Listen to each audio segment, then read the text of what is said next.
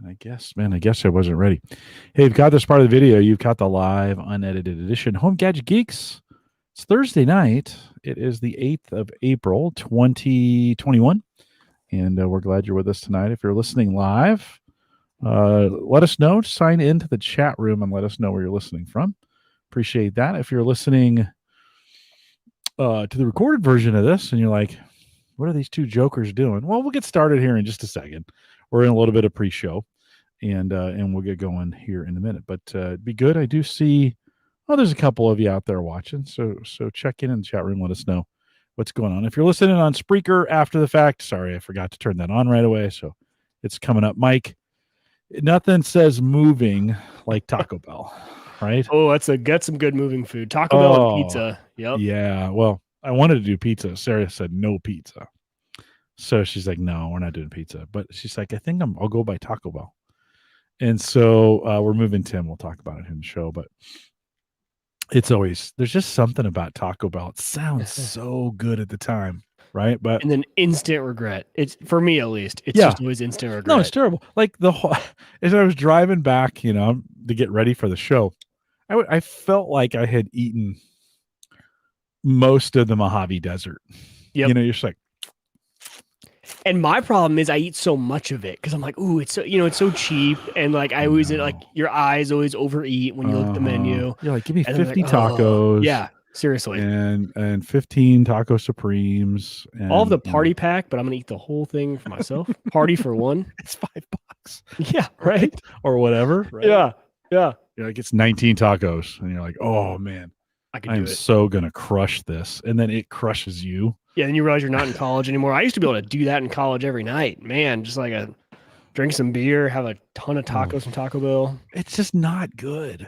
Yeah. I don't know why I think it's gonna be like it's like a bad marriage. And you're like, okay, today's gonna be better. And then it's not. It never is. See, I'm super lucky though, because we have Abelardo's is actually way closer to me than Taco Bell. And Abelardo's is like good drive-through Mexican. Like it is authentic Mexican food. And so that's what I go for, is like a burrito from there, and it's real, and I don't regret it at all. So like that bails me out most of the time.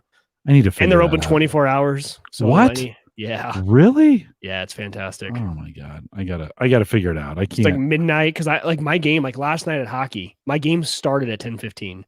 And so I'm not even getting back. I'm not driving back until 11:45 after we change and everything after the game. And Abelardo's is a trusty, good open restaurant for a post hockey meal at midnight. Coming in. Hey, Alex, welcome.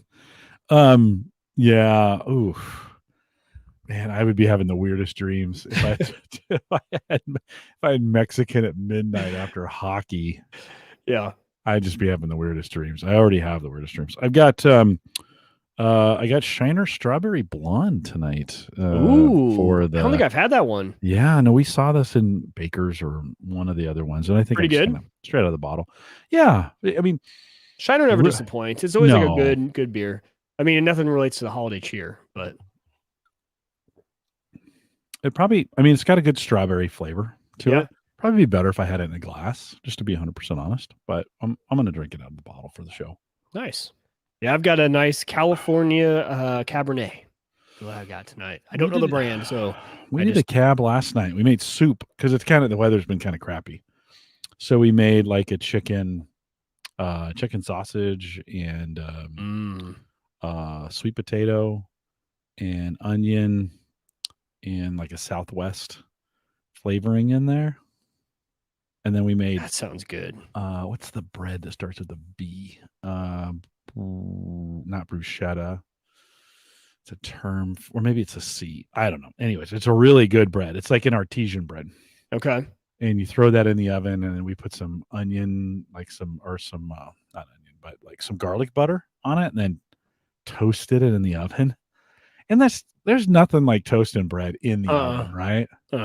It's just always so good. Oh yeah. So I reheated that for lunch today. That's the best part about staying home. And then put Taco Bell on top of that. And then I did Taco Bell. Well, you can't win them all, right? No. You can't win them all. Speaking of that, I have a recommendation for you. American Barbecue Showdown on Netflix. It is So I'm not usually a fan of cooking like reality competition shows, mainly because I can never make that stuff.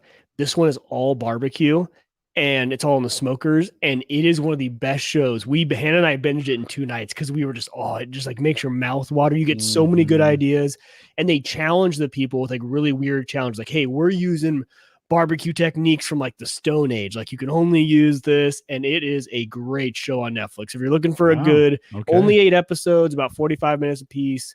It came out last summer. I don't know if they're going to do another one, but American Barbecue Showdown, I think is what it's called, is fantastic for all you barbecue fans out there.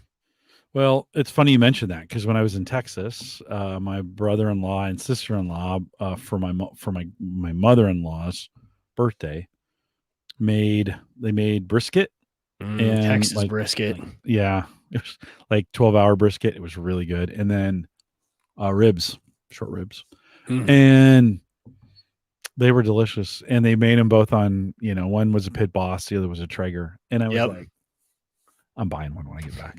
You should. You need to. It's like I mean, I can smoke on my grill, but I just can't get the precision that I could get in one of those. So maybe we'll talk about that on the show. We got Mark coming in a couple weeks. Well, 4 weeks, maybe 4 weeks.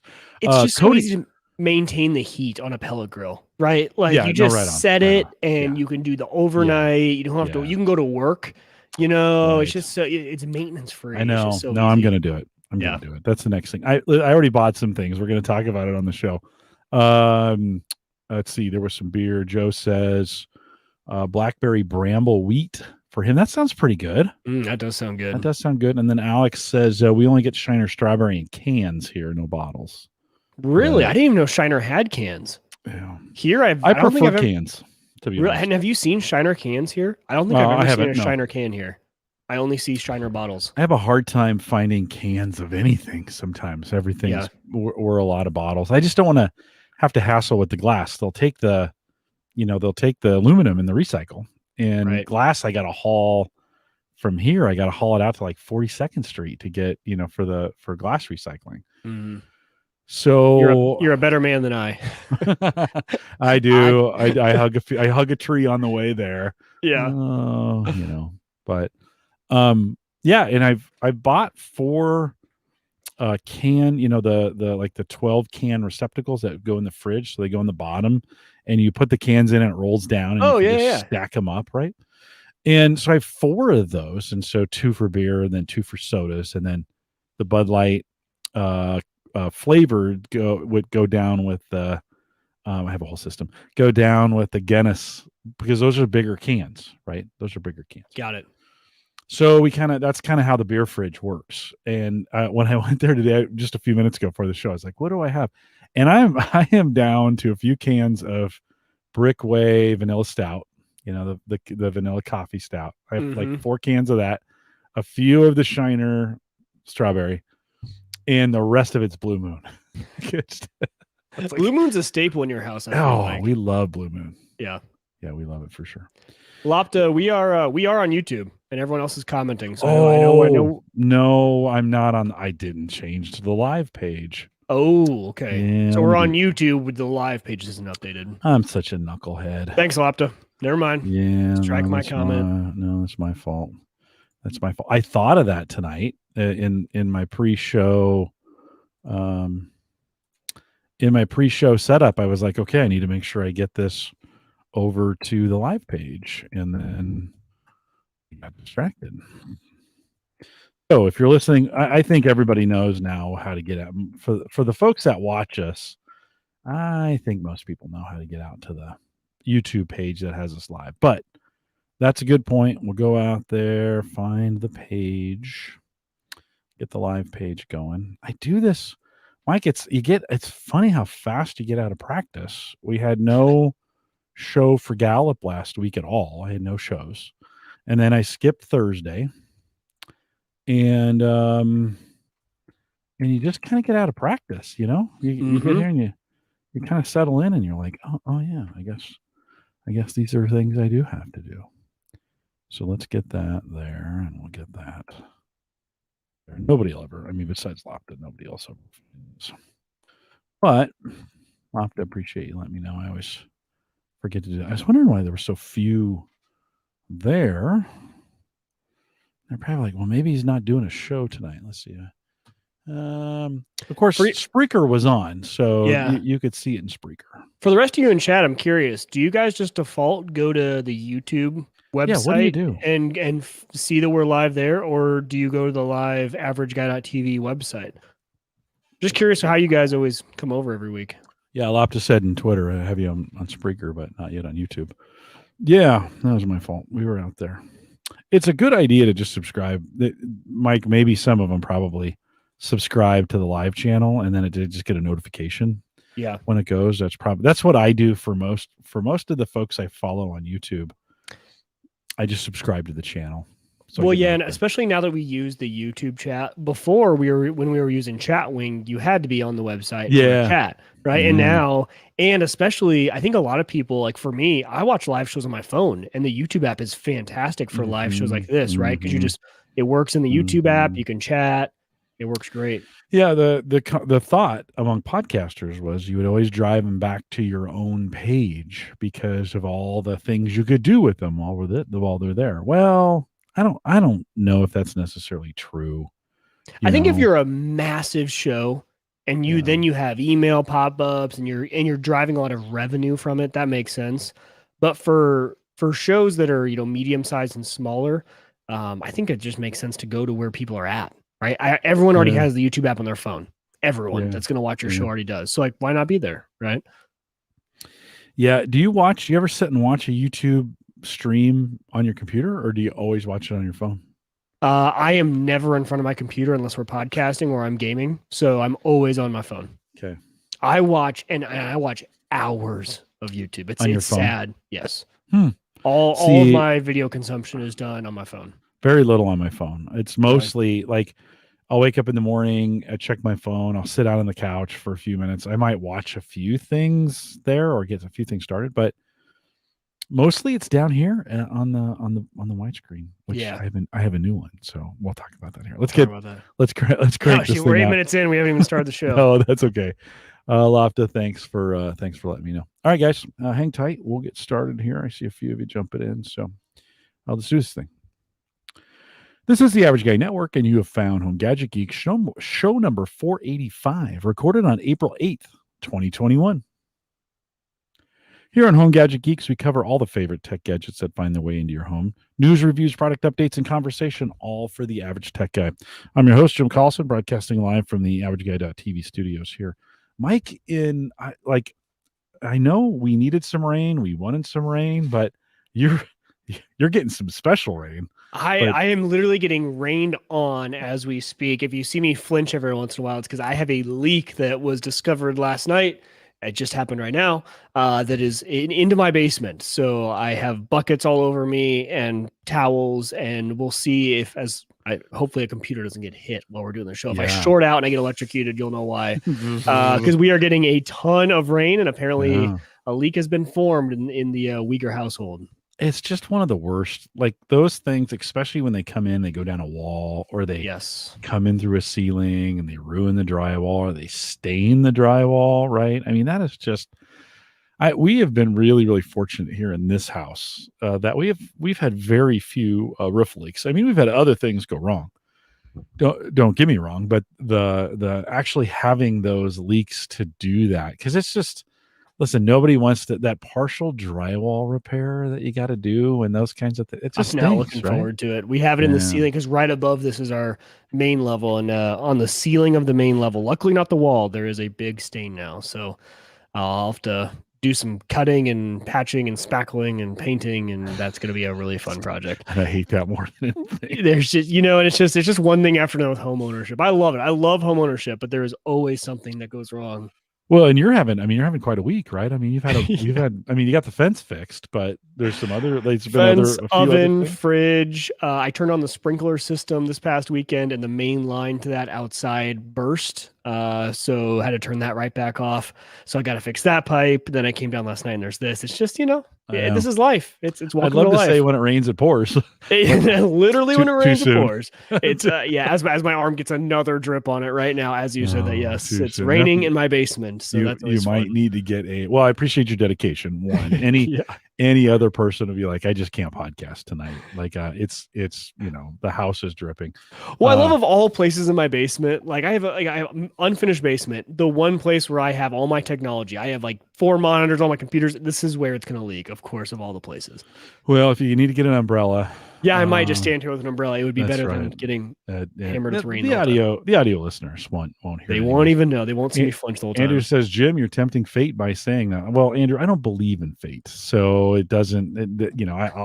But he's probably right.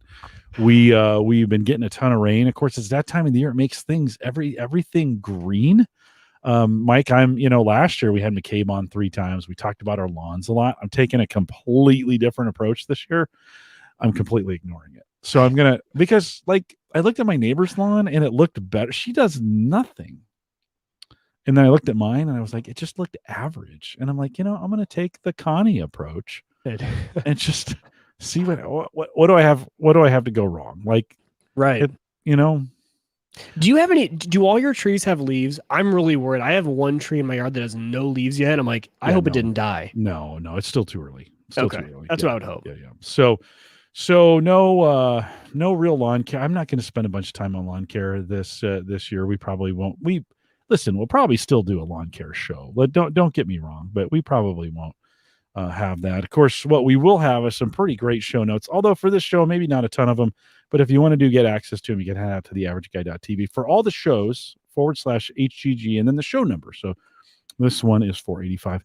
Big thanks, Mike, to all those, and they still continue to do it. If you want to jump in on Coinbase and kind of join the crypto revolution, that sounds super stupid. But if you want to join the crypto revolution, Coinbase is a great way to do it. And you can still jump in theaverageguy.tv /Coinbase. After your first $100 purchase or trade, you get $10 and I get $10. And if you want to get that and do it that way, just check it out. Listen, I'm not, this is not financial advice, but it is, Mike, it seems like, let's just have a little crypto discussion for a second because we have a little time tonight. Yeah.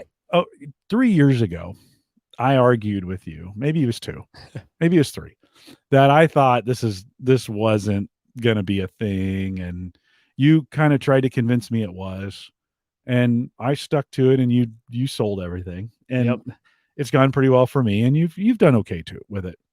But it does feel like now maybe not all the altcoins are going to stay around, right? But man, this thing has lasted way longer than I thought. Don't you think? I mean, well, and it's gotten to the point that you and I kept, like, we were hounding on the fact that, once blockchain started to be using for other things, and just by taking those Coinbase quizzes, like it constantly, because I'm a little bit out of the loop when it comes to keeping up to date on the bleeding edge of blockchain, right? Like, what are they doing with this? I mean, they are doing some super cool stuff, even with cryptocurrency. But the way they run the blockchain, and you and I kind of talked about, once we get away from everyone freaking out over the price of crypto, and we haven't gotten away from that yet, but they've been innovating on it. And that's I think the point we've gotten to is where there's so much and such, it's been proven that it's becoming a lot bigger than I think even I thought, right? I didn't think it would hit 60 this soon. Even I was like, no way, right? Like that was a pipe dream. And then all of a sudden, for some reason, we saw this run up, and it's been hovering right around that number, right? It goes between about 54 and 60 for the past few weeks, and just sticks around there. And who knows what it's going to do? Right. But just it's a wild time. It's fun. It keeps us on our toes. Just when we think it's over, it's not. Well, Ethereum has been the big surprise in this, because I think that's actually the viable, if something's going to carry on in the future and actually mean something. I mean, Bitcoin itself may be like gold, where you may own Bitcoin only to hold value, and it's not like you're buying gold to make jewelry out of it, right? You're buying it just to hold some value. It has value because people ascribe value to it. It in itself, like NFTs, don't have any value, right? They don't have any value, but because people ascribe value to it, because there are people willing to pay for it. If nobody wanted to buy your car, it would be worth nothing, even if it was a Lamborghini, right? But if nobody wanted to buy it, it'd be worth 0, right? Yep.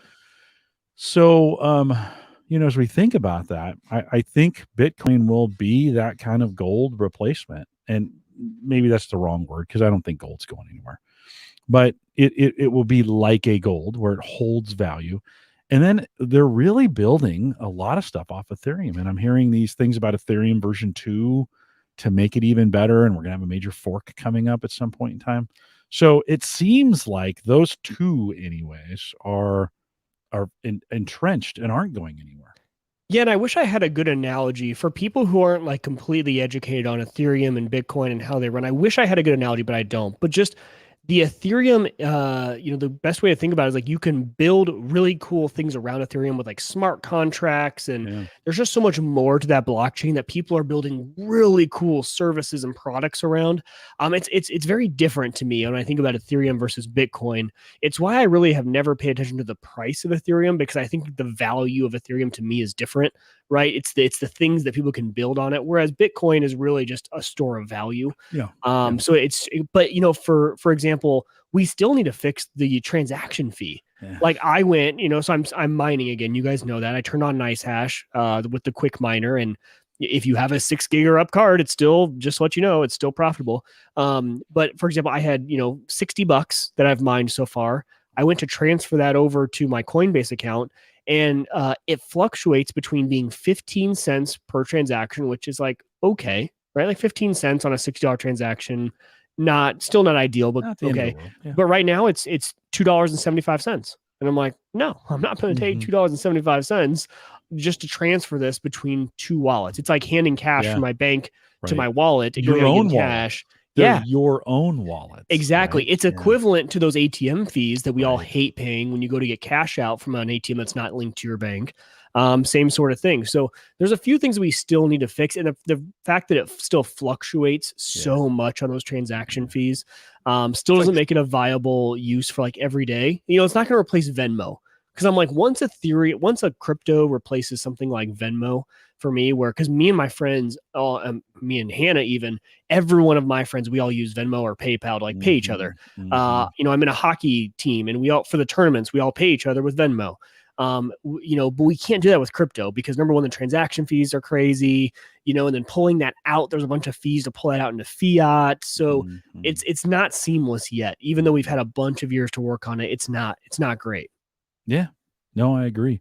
I spent a bunch of money to convert, when I wanted to lock in some of this profit that came in, and I spent $70 to convert that. And it's like surge pricing on Uber, and you're like, oh, maybe I'll just walk home drunk. I'm not going to pay the $50 ride across town, because it's surge pricing. So, and Coinbase makes so much on the spread, right? Like if you look at the price on Coinbase versus the price in your other apps, like on the other markets, it's when it's a lot lower. So when you go to sell, you make a lot less. Well, they're making up that difference because then they can go and do that to a different market and make the difference. So, that's how these companies make money. I'm glad Coinbase is around because it's as frictionless as we can get today from getting fiat into crypto. But it's still not perfect yet. So, there's just so much work still to do. It's a fun time. I'm glad it reinvigorated us. We were bored there for a while with crypto. It was boring, right? It was super boring. Until November. We still tell the story, guys, that I sold in November.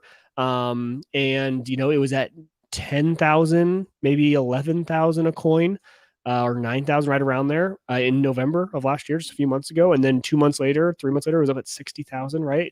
6 times its value within a few months. So, it's wild, but I still love, my favorite, Jim, is all the self-proclaimed new cryptocurrency gods that are like, if you missed it, like you were an idiot for not getting in. It's like, all the new ones who are just getting in now and they feel like a genius because they got in September and they're selling today. And, just everyone remember, when you see all those tweets and all those promotions and everything, a lot of those guys haven't been around since the beginning, like a lot of us have, and know what happens. There's going to be downs. There's going to be ups. Yeah. Don't expect this to be a wild ride. I think if you're getting, because I hear from a lot of folks that are, new, all of a sudden they missed the last wave. They want to jump in on this wave and they're like, should I buy a bunch? And I'm like, no, like if you're going to do, you missed it. Okay. You missed it. Oh, but people are saying, 250 for Bitcoin, and I'm like, well, okay, that might be true, but this isn't a time to go all in. If you're gonna do, and this is the mistake. I mean, the mistake I made back when we first had Edward on was I should have been dollar cost averaging right then. So Yes. $50 a month, Agreed. whatever you can afford. If you want to get into this thing, let's do 25 or 50 or whatever you think is appropriate for your own budget.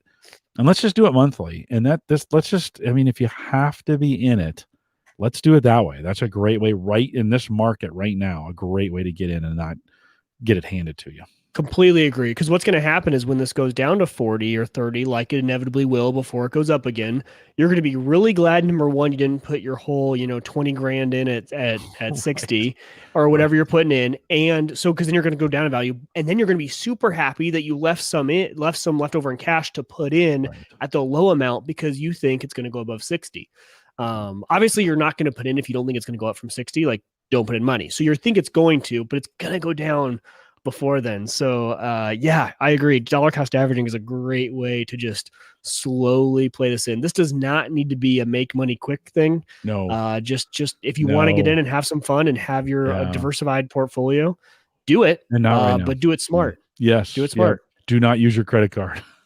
God, no. Do not borrow money to do this. Do not, this is not the time to get that done.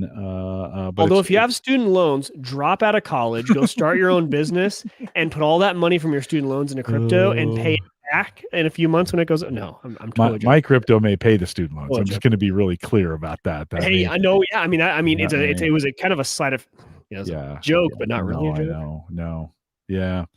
So anyways, some interesting, I was going to make one other point about that too on the crypto side. Oh, like the best decisions I've made, Mike, are the decisions I didn't make. Like I have literally done nothing in this run up. I did sell to lock in some profit, but that's all I've done in a year and a half. I just let it sit. I just let it ride. I was kind of thinking like, well, it's going to do its thing. And so that has been, the best strategy was to do nothing in this. So, that's, that piece has worked out for me. We'll see you. Tim is off. We'll talk about that here in a little bit, but we'll see you, Tim. So yeah, I want to emphasize that just so much for folks that are listening, like, just go with it. Mike, Burst has moved. Like if you had, as an example, if you had mined Burst with us 3 years ago or 2 years ago, whenever we were doing that, and I think, I mined a bunch of it. Like, and for a long time, it just ran. I didn't even pay attention to it. It just ran, as hard drive space. I collected quite a bit of that stuff. It doubled the other day. Like now it went from half a cent to a cent, but it doubled, right? Right. And I started thinking, I've done nothing with that. Now it's a good thing I went out and scooped all that up and moved it into, out of those wallets and into a exchange wallet where I can kind of monitor it and keep track. Saya was the same way. Yep. Storage, which actually storage is a little different. There's been a run. Storage got listed on Coinbase last week and made a lot run. of them have been adding lately. And yeah, they've been. Well, Coinbase has all the incentive in the world right now. They're about ready to go public, right? So they're just doing everything they can. But Mike, you and I, that has been a coin. Storage is a coin we talked about. It sits in an Ethereum wallet somewhere where I'm actually having trouble. Like it's there. I saw it, but moving it, I've got to actually buy some Ethereum so that I can pay to move it type deal. It's one of those, it's one, again, it's this weird crypto thing, right? That we have. But just think about that. This is Burst, Saya, and Storage. Those are coins we haven't talked about in 2 or 3 years. They've all been moving with this latest, listen, so Burst moved enough that what I have paid for the initial investment. So, which is huge on those hard drives. Yeah. That it paid for that. So now you're like, okay, that's 2 years later and whatever, but okay, but it's covered, right? It's paid for the most part in that. Well, it stay there. I don't know, who knows, but it's just interesting to not, again, that strategy of not doing anything. I haven't really done anything except consolidate those coins. And so if you've mined some in the past, if you had some, maybe if you did Burst with us, you might want to track those things down. You might want to get those wallets going and get them moved into an exchange somewhere. Bittrex is the exchange I've been using for Saya and Burst. That's about the only place you can do it at. So it may be time to fire up make sure, Mike, tons of people lost Bitcoin on hard drives that they gave up on it. They gave up on it. And they're like, this is never gonna. So anyways, make sure if you did that with us back in the day, make sure you're right now, before you forget and that hard drive goes bad, make sure you're moving that off, putting it somewhere. Well, and there was one final thing, and as I was actually looking to make sure I had the right name of it as you were talking there. Nathaniel in chat brought up a good point, and he said when we were talking about dollar cost averaging, he said Coinbase has hefty fees for each buy-in, which add up over months, and that's true. But there's a workaround to that. So let's say that you are going to put in $1,000 into the market at some point, but you want to dollar cost average it. The way that I would do that if I'm using Coinbase is I would put my $1,000 into Coinbase, and I would put it into what was formerly called stable coin on there, but it's actually called USD coin, which stays with that at the dollar level. So it's going to be $1 as it goes across, right? But it's a cryptocurrency.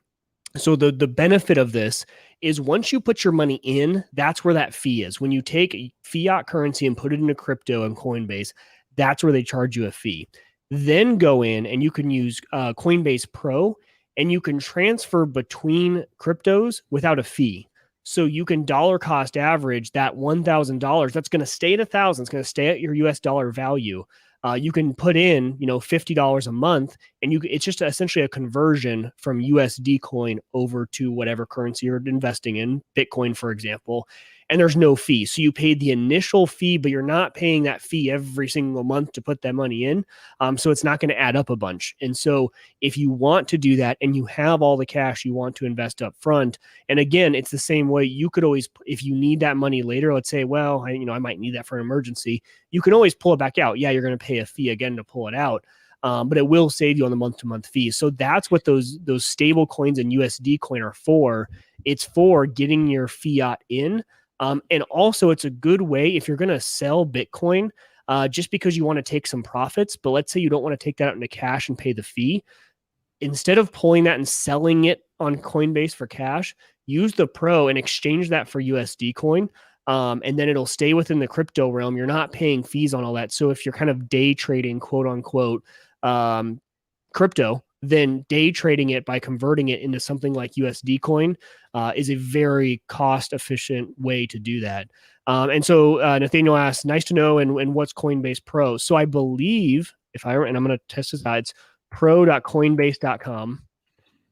And if I would spell that right, Jim, do you know if that's still right? I don't know. It used to be right. No. Yeah, it is. So pro.coinbase.com is free. And people don't know about it, but it's a much better, more in-depth, detailed version of Coinbase. And it's essentially more of, if you guys have ever participated in one of these markets for crypto in the past, like Bittrex or anything like that, it's a full-blown market. The fees are a little bit different, so do some Google on the different fees, but usually it's a lot better. So whenever I'm on the computer, sadly, I do not think there is an app for this for the phone. But if you're on the computer, pro.coinbase.com, you log in with your same credentials. You can transfer money over from your main wallet to the Pro, and then that is where you're going to do all your exchanging between USD coin and whatever other coin you want to do. This used to be GDAX, right?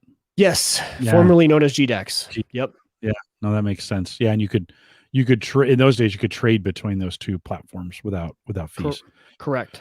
And listen, there are cheaper platforms than Coinbase. If you want to go, they're popping up all over the place. I haven't looked at any of them, but you might want to look into them before you send money to them. There are some that have a little cheaper fees, so you might want to look into that if you're price conscious. I think we're going to move, Mike, in the next 5 years. I feel like this is remember, well, you don't. In 2000, when we were day trading in 99 and 2000, when the market was super hot and you were like 4, the TD Ameritrade kind of came out of this, Schwab and those. I remember fees were like $7 or $8 a trade in those days, but it was the first time you could go online to trade. And then those fees got cheaper and cheaper. And then at some point, it's pretty much free, right? I mean, you have to work hard to pay for a trade, right? At Yeah. this point, Right. right? It hasn't always been that way. I know you do this, but it has not always been that way. Yeah. I think in crypto we're in the same. But I think as this market matures out, we're going to see a race to the bottom on fees, and you're going to start seeing companies start advertising, in this area, no fees. We're closer. I mean, they're going to go volume, and try and Right. capture it. Well, and they're going to do it off the spread, just like everyone, a lot of those brokerage firms do. They're going to make their money out like the market movers, as they are called in the stock market, right? That's what Coinbase essentially is going to be. They're a market mover, and so they make those stuff happen, and they make their money off the margin.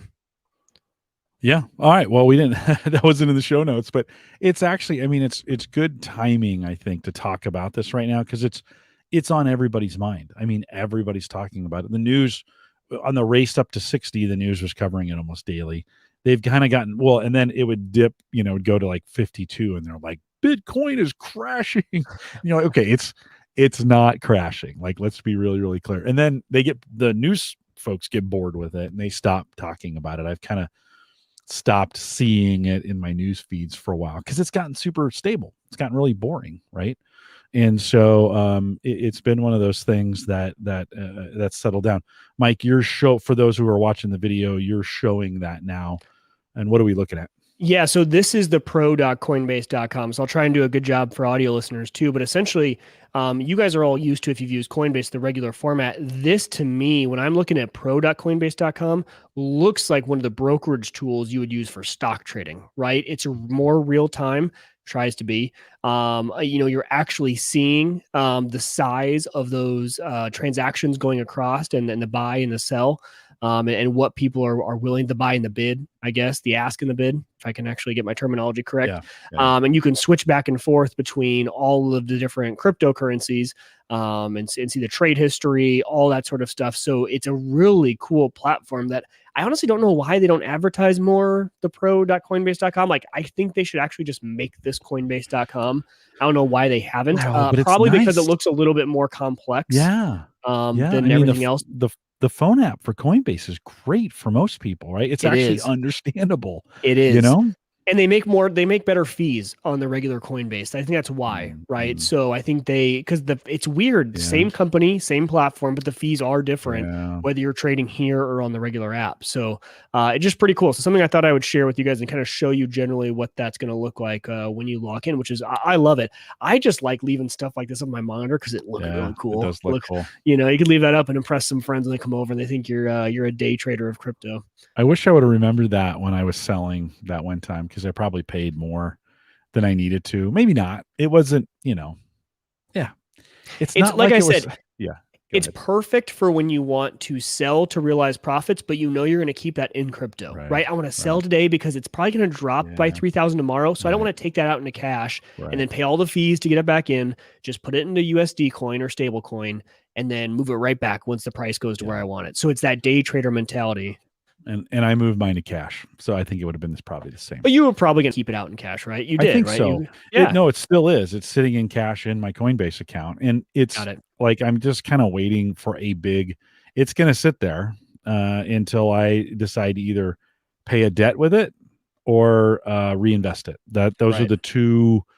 Those are kind of the two options that I have in my own mind, and I may do neither, and I may try and sneak it into some of my retirement account stuff here if I don't need it for the future. But it's a nice it's sitting in a nice place that I can move quickly if all of a sudden, if Bitcoin moved back to 30, like, you better believe it's going right back in, right? I'm not even gonna probably dollar cost average in on something like that. So it gives me some choices. Right. It just gives me choices. Options are nice in that case. And so it's going to sit there. So, and you guys, you mentioned retirement, Jim. And if any of you guys, if crypto is not your thing, just know that if you use a traditional wealth advisor, right? Options. So you guys all know I work for a wealth management firm.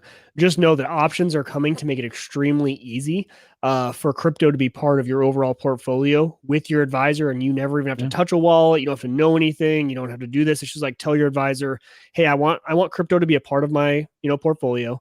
And there's all sorts of options now coming to the market for these advisors to be able to do that quickly, easily, and not have to worry about any of the wallets or anything like that, which is really cool. I love seeing all that type of technology. So even if you don't want to mess with it, it might still be an option for you if you're utilizing someone like a Charles Schwab or whatever wealth advisor you use.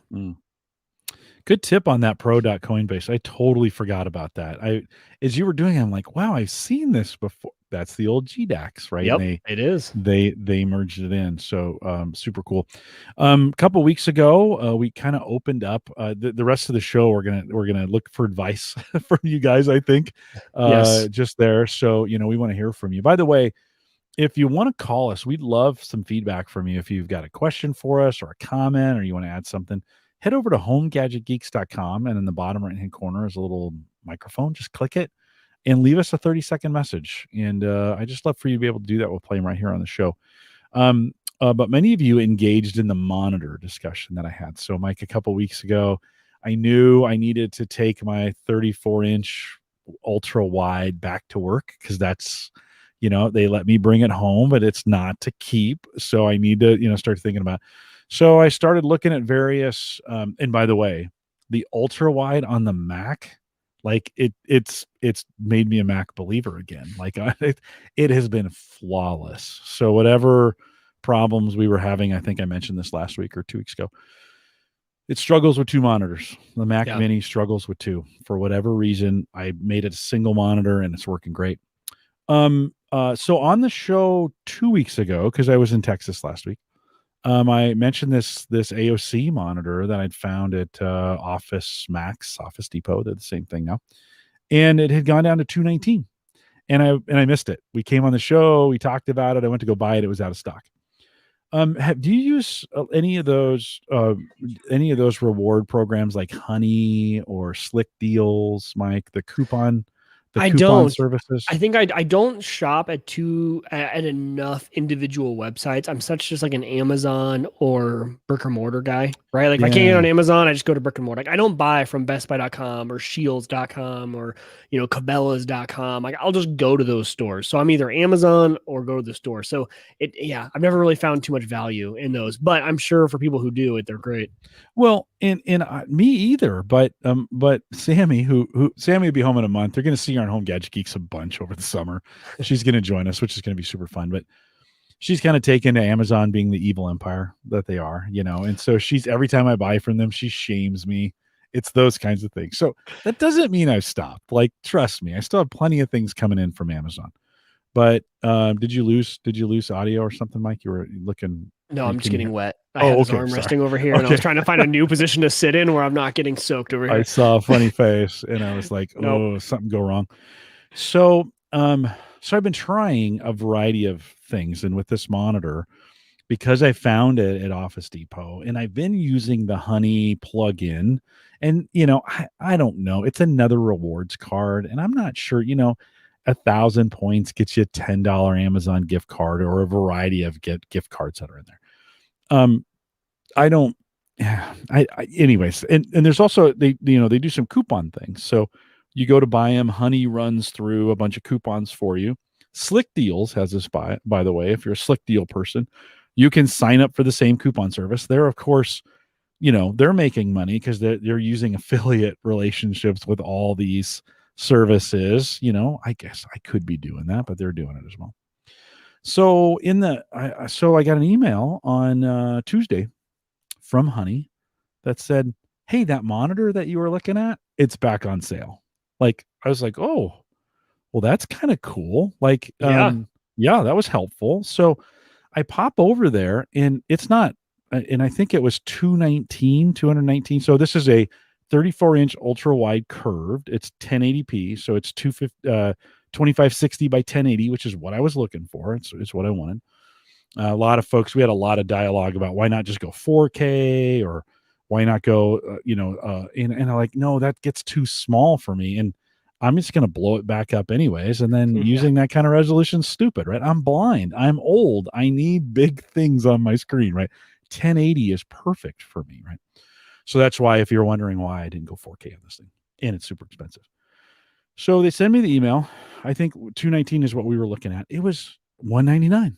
And I was like, this is great. So I go over there, put it in my cart, think about it for a few minutes. I pinged you. You didn't ping me back. So I was You like, pinged me? I did. Yeah, I sent you a little note. Hey, this is down to 200 on Oh, I do. it. I do see that now. You're right. I didn't respond to you. That's my bad. That's okay. So I was all excited. So I pulled the trigger. I used PayPal, and I had some PayPal credit and some money sitting in a savings account. So I pick it up, and then the transaction just falls apart. Like, it's kind of pending on PayPal. I go to find it on officemax.com. It's not there. So I'm like, so I wait a day. I'm like, well, maybe they'll work it out overnight. So I wait a day, come back the next morning. It's still not there. So I call, but I have the order number. I have the email with the order number. So I ping them, I do instant messenger, right? Yeah. Chat. There we go. Yeah. Chat support. And I'm like, hey, what's this? Where is this? And they just give me the weirdest runaround. It was like, oh, oh, it's out of stock. Fine. So it took about 15 minutes. Like, yeah, it's out of stock. I'm like, well, just cancel it. And they're like, well, we're gonna try to make this right for you, and just give us, just within 24 hours you'll go back from us. So I'm like, all right, well, whatever. Okay. So the next morning they're like, I get an email that's like, it's shipping. And again, it went from available to out of stock to shipping. And then they're like, it's shipping, it'll be there Friday. And it came today. Like, it couldn't. Yeah, I was like, okay. Yeah, no, it was the weirdest from transaction. Disaster to actually pretty From great. Tuesday to not Wednesday, it being out of stock, to Wednesday afternoon saying we've shipped it to you. It's going to be there Friday. It's actually there Thursday afternoon. So, and I think it came local. It came like in a white truck that was like not marked. Yeah, it was They like found one in the Omaha closed down Office Max. Like, hey, give this one to them. Exactly. It was the weirdest because like we're so used to these Amazon transactions now, Yes. right? Yep. And it's it's the Amazon van that pulls up and the guy runs up, sets it on your porch, takes a picture, right? You have all this tracking that's associated with it. Trust me, Office Max, not so much, and not so good on the tracking. And listen, it turned out awesome. The fact, and it's sitting, the box is sitting right behind me. It came this afternoon, and I'm carrying it down the stairs, and I drop it. Like I have the handle, and the handle rips out, and it goes. Tim, my son, who we'll talk about here in a minute. He's like, hey, you gonna open it? Come on. He's like, oh, well, now you have to open it. Right. Fortunately, no, it's encased. I mean, it was really, really, really well packaged. Yeah. So like there's sure nothing worse than it happened during shipping, right? No, yeah, it had dents, and I mean, it had dents from the white non-marked van that pulled up to deliver it, whatever. What I need to do is look at the camera, the security camera, the driveway one, to see. I haven't done that. I need to do it to look at this. Who was this guy? And anyway, that's interesting. So I was going to leave it in the box for the show and just talk about it tonight, but Tim was like, well, you're going to pull that thing out, right? So this afternoon we pulled it out, set it up. I measured it. It's exactly the same size as the Dell. So nothing changed there. It's exactly the same color as the Dell, like as far as the brightness and what it looked like. It's beautiful. Mike, at least today, I feel like it's the best $200 I spent. Like I was gonna say, if it's that good, if it matched the color of the Dell and everything for $199, you said it's a 43-inch. 34 inch. Yeah, okay. 34 inch across, yeah, 32 wide. Here I'll show for those of you who are watching. We'll pull this up. Let's see if I can do this. Show it on screen. So this is, and it's not available anymore. So it must have meant, and it was $219. So the price has been fluctuating all over the place with it. So it must be where like they needed to get rid of it. And I'm sure this happens in retail. Oh, it's a Lenovo. No, no, no. Don't get fooled by the ad that's up there. It's an Oh, that's an AOC. ad. You're Yeah. right. I'm Don't looking over at the ad. don't be fooled by the They're ad. yeah, I was. Doesn't telescope, only tilt adjustments. It's got a Visa mount, so if you wanted to put it on Yeah, I something was to gonna get say it all doesn't that, you matter because if could. you would just put it on Visa if you wanted Right, to. right. Great colors. It's actually it fits on my desk better because the Dell stand has a big, heavy, wide stand to it, which is really, really nice, but it takes up a lot of real estate on your desk. This just has these two little arms that come out, and they don't. I can kind of get more around it, so to speak. It doesn't telescope up like the other one did, but it's actually really a nice height for podcasting. So all in all, Mike, That's a kind of like great a $200 spend. yeah, I'd agree. it was a good.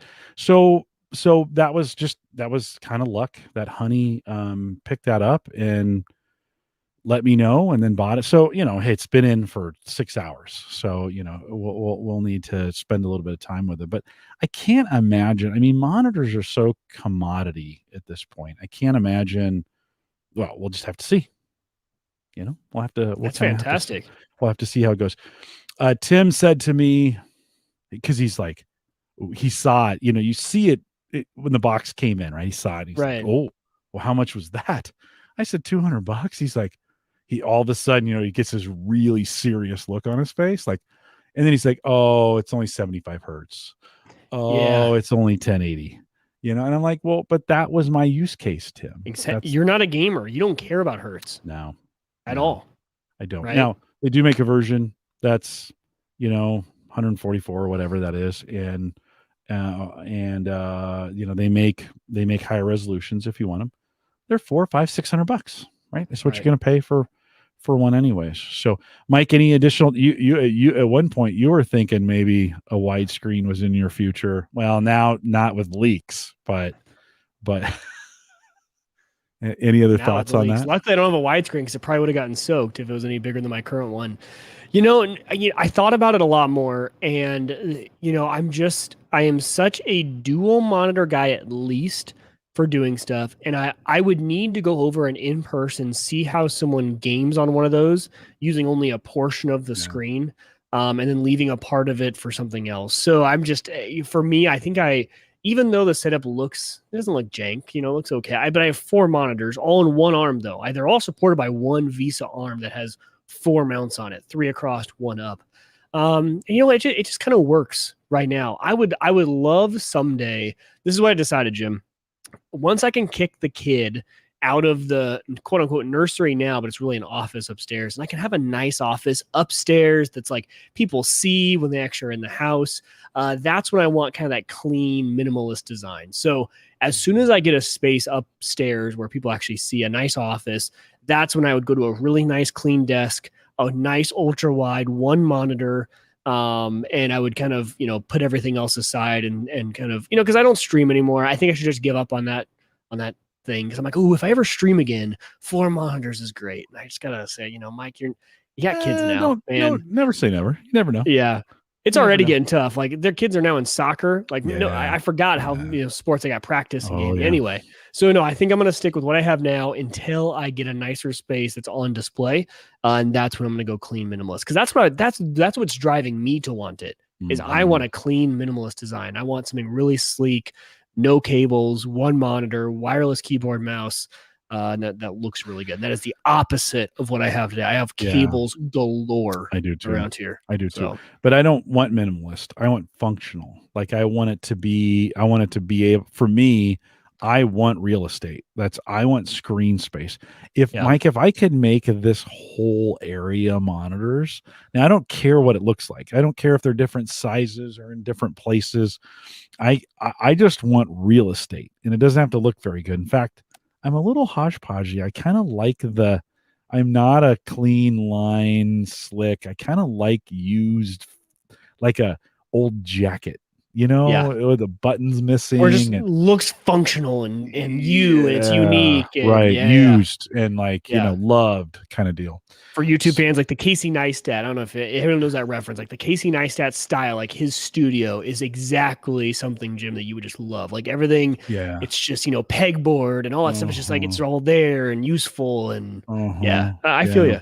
I feel Yeah, you. a couple comments from the chat room. Joe had said same in reference to the van that showed up. Same van, white van that sells overstock speakers out of the front of Walmart. So that's it's very possible. Jim Shoemaker says only 1080. Sad. Well, we all make mistakes, and Joe, you might be right. At some point, I may be wishing that I did. I don't know, Mike. Again, for the functional use case. For me, my eyes are so bad, just to be honest. I not sure I could even see 4K if it was there in front of me. But I get it from that. Jim says if you want real estate, then why settle for 1080 vertical? I like this. Like I set, when I brought the Dell home, the Dell from work is exactly this, and I really like it. So whatever everybody's got to kind of figure out their own thing, like what works for you. And I just find I had a lot of eye strain when I first came home, and when I started figuring out 1080 is what works for my eyes, changed everything.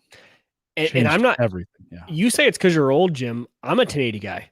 Are you? I do not Yeah. own and I've said this before on the show, I don't own a single 4K thing in my home. Now, my TVs, I would love to go 4K at some point, but these monitors, I am way more about like, I don't really notice a difference this close to a monitor at this size. Yeah, mine's only 27 inches, not 34, not 43.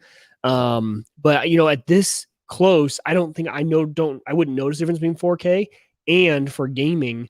I want higher refresh rate. That matters to me more than higher resolution. Mm-hmm. So when you bump to 4K, like you need a really beefy graphics card to run 4K at high refresh rate, right? So I would much rather run at 1080, which I already like. It's cheaper for all my monitors. So this nice gaming monitor I have is 1080, 244 hertz. So more than enough, and it works, right? So for me, I'm with you, Jim. Like, yeah. I definitely, I'm not knocking 4K. I know a lot of people love it, but I think it's definitely just a taste thing of what looks best to you. And Nathaniel makes a comment, 1440 is great, a little more height. And yes, yeah. that is true. The other thing that factors into this, Mike, is price point. And like now, it's a big point. Right now, 1080 is cheap.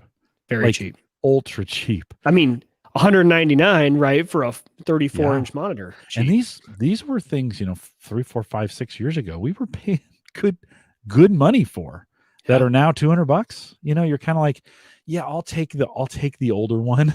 I'll take the older technology and not pay the cutting edge price, especially when it works so well for me. In this case, it actually it dropped because this monitor doesn't go up as high. It dropped it down. It actually is a better place to have my camera for. Now it's for most people watching the video, you can't tell that it moved. I can, I can't tell that camera dropped just a little bit, and I actually like it. So, could I have done that on the Dell? I absolutely could, but I was forced to because this thing doesn't telescope. So I was like, oh, all right, well, that's where the camera is going to be. So, for me, so far, love the setup. I just love now down here. Now, it actually just replaced, right? Okay, let's just remind everybody. It replaced what I currently had here, but that it needed to go back to work. So it was one of those like, well, shoot, this is exactly what I want. What am I going to have to pay to replace it? The monitor, I mean, this AOC monitor is nearly the exact same specs as that Dell monitor that retailed at $700 just a year and a half ago. Yep. For $200. Now it's less because doesn't have some of the fancy features. It doesn't have all the plugins in it. It doesn't have the USB that monitor doesn't have has. the name, right? It doesn't have Dell. Have the Dell. Right. Yeah. It is kind of weird. Every other monitor on my desk is Dell except this one now. So yeah. So anyways, appreciate you guys and your thoughts in the chat room, and appreciate all the just the help on that. It was just kind of nice. Mike, it was really, really nice to start thinking about it and not be in a hurry. I usually make those decisions too quickly to let this thing simmer for a couple weeks. You saved $20 too, didn't you? Wasn't it $219 when you looked and $199 when you bought? So there you go. It was $20, and that's not, it's just fun to get it at that price point with exactly what I was looking for. So, Mike, you're looking for some some things as well, right? I mean, not just a non-leaky roof, but there's some other things you're looking to change as well, right? Yeah, I need some advice from the community. I need some reason talked into me. And you guys feel free to do this in chat if you're live, or Discord or Twitter or wherever you want to hit me up. But um I I've been bitten by, Jim, we talk about these cycles you go in, and you go in, I want to do everything on my own, and I want all the computers, and then you want to simplify and you want to consolidate. And I'm in this consolidation phase. But right now the consolidation phase definitely is not, I do not want to get rid of Unraid, but I have this, I don't know why, but lately I've had this fear that I am self-hosting way too many things. And that if that one device goes down, even if the Ethernet cord went down to that thing, both Ethernet cords, I have redundant, but if something went wrong, right, with that Unraid box, for me, the main things that, Plex is whatever. I can get Plex stuff back. I do not care about Plex. I don't even back up Plex anywhere. I could care less. But for me, it's Nextcloud, which is all of the file storage for me and my wife. Everything, like I got her off of Dropbox, I got her off of Google Drive. Like, she is Nextcloud, and she loves it. Right, it's great. She can access the web page from anywhere, from any computer at work, whatever. She loves it. And then calendars and contacts are also in Nextcloud. So we don't use Apple, we don't use iCloud for contacts and calendars like most people do. We just sync there, because then if you need to access your calendar on the computer from work, yes, I know you can get to iCloud.com and things like that, but we just use Nextcloud for everything. And then Bitwarden is our password manager. And that's the one, honestly, I'm scared of most, because I have fully adopted the let Bitwarden generate a password for me. I do not know a single password anymore to any website. They are fully, first of all, I have two-factor, and then I do also just a random, very long, complicated password that I let Bitwarden generate. So for me, I'm like, if this box goes down, I can't log into any of my services at all, because I do not know any of the passwords. Luckily, I do bifurcate. My two-factor is actually done through LastPass. So this is the other thing. I'm still paying premium LastPass, even though I use Bitwarden. So I actually use LastPass Authenticator for my two-factor, because that has backup. If you guys don't know, that Google Authenticator app doesn't really have backup, unless you're like, if your phone, if you don't do iCloud backup or anything, it's not really backed up to your Google account, as far as I've found. It says it is, but on iOS it's weird. So LastPass Authenticator is backed up to LastPass, which is fantastic. But if that goes down, I'm out. Like, I am totally out, and it's not just me, it's my wife. I am not worried about data loss. That's not my concern here, because, I back up offsite. I send all the stuff to Backblaze. I have 2 parity drives in Unraid. So those, I can lose 2 drives. That's not the concern. The concern is the box, the motherboard cruds out on me, the CPU goes down. And, I just, right now, with everything else going on in life, I don't have an extra grand to throw at, building a whole new Unraid box for that. What I would likely do is say, well, Mike, you're without a gaming PC for a while. And I would just throw everything from this gaming PC in there and at least get that thing back up and running. And then just, use my Mac laptop and go from there and not be able to game for a while. But it's coming back. And as I think all through this, I'm like, why am I putting myself through all these mental hurdles and in backup plans, when really, I could switch us over to, and this is where I need the community engagement. It's either, number one, do I do this or do I stick with it? Right? Maybe I'm just kind of overthinking all this. And I think this is natural. We all go through this as self-hosters. And then number two, if you guys were, and this is like, so let's say I have to move. Let's just say I'm not going to self-host Nextcloud anymore. What are you guys using nowadays? Because I don't like the idea of using Google. Just because of the data stuff. I am still focused on privacy. That's why I use Bitwarden. That's why I use Nextcloud. I do like privacy. Apple is kind of my default. I do like OneDrive from Windows. That seems to work pretty well. I think my natural plan right now would be to go OneDrive, and then I would just go back to using Apple iCloud for contacts and calendars, because my wife and I both use iPhones. So that just kind of makes sense. So yeah, I don't know, Jim, like, I don't know. What are your thoughts here? Cause I go back and forth all the time, and it's just one of those where you get into this stage where you start to fear. And I think it all stemmed from a podcast I listened to. They had someone who passed away in their tech group. And they said, luckily their friends in their tech group knew enough, and the guy had told all them, okay, here's my system. If something happens to me, come in. But like Jim, you're probably that person to me. Like I could probably give Jim, here's a book of my stuff. If something happened to me, come over, Hannah let you in and just help her out, understand where all this stuff is at. Right. But even there, you and I haven't had that conversation, and none of my other friends would know at all what to do with Nextcloud or anything like that. So it's just an interesting conversation to kind of get into. We talk about this every other year or so on the show, is what happens when you die, know, and this is a variation of that. Right. And it gets me thinking, like, I had LastPass Premium set up so I could share it with Sarah, and then something happened and it went away, and then I've repurchased it, but we've never actually tested that. Like, can she get to my stuff? It's probably I have not written down my LastPass password somewhere. So like, all of a sudden I'm like, oh man, if that happens now, I mean, in theory, like if, say something happened tonight, let's just hope nothing happens tonight. But if it does, I'm logged into all this stuff. So as long as she doesn't log out, like, right. But you know how those things happen. Maybe you're out of the house for a week or whatever, right? And you're in turmoil. So I definitely have some work to do. I get this oscillating back and forth. I live in a bunch of different worlds, so I don't I have some data in Google and I think I have some things at Amazon, and I know I have some stuff in OneDrive, and I picked them for various reasons.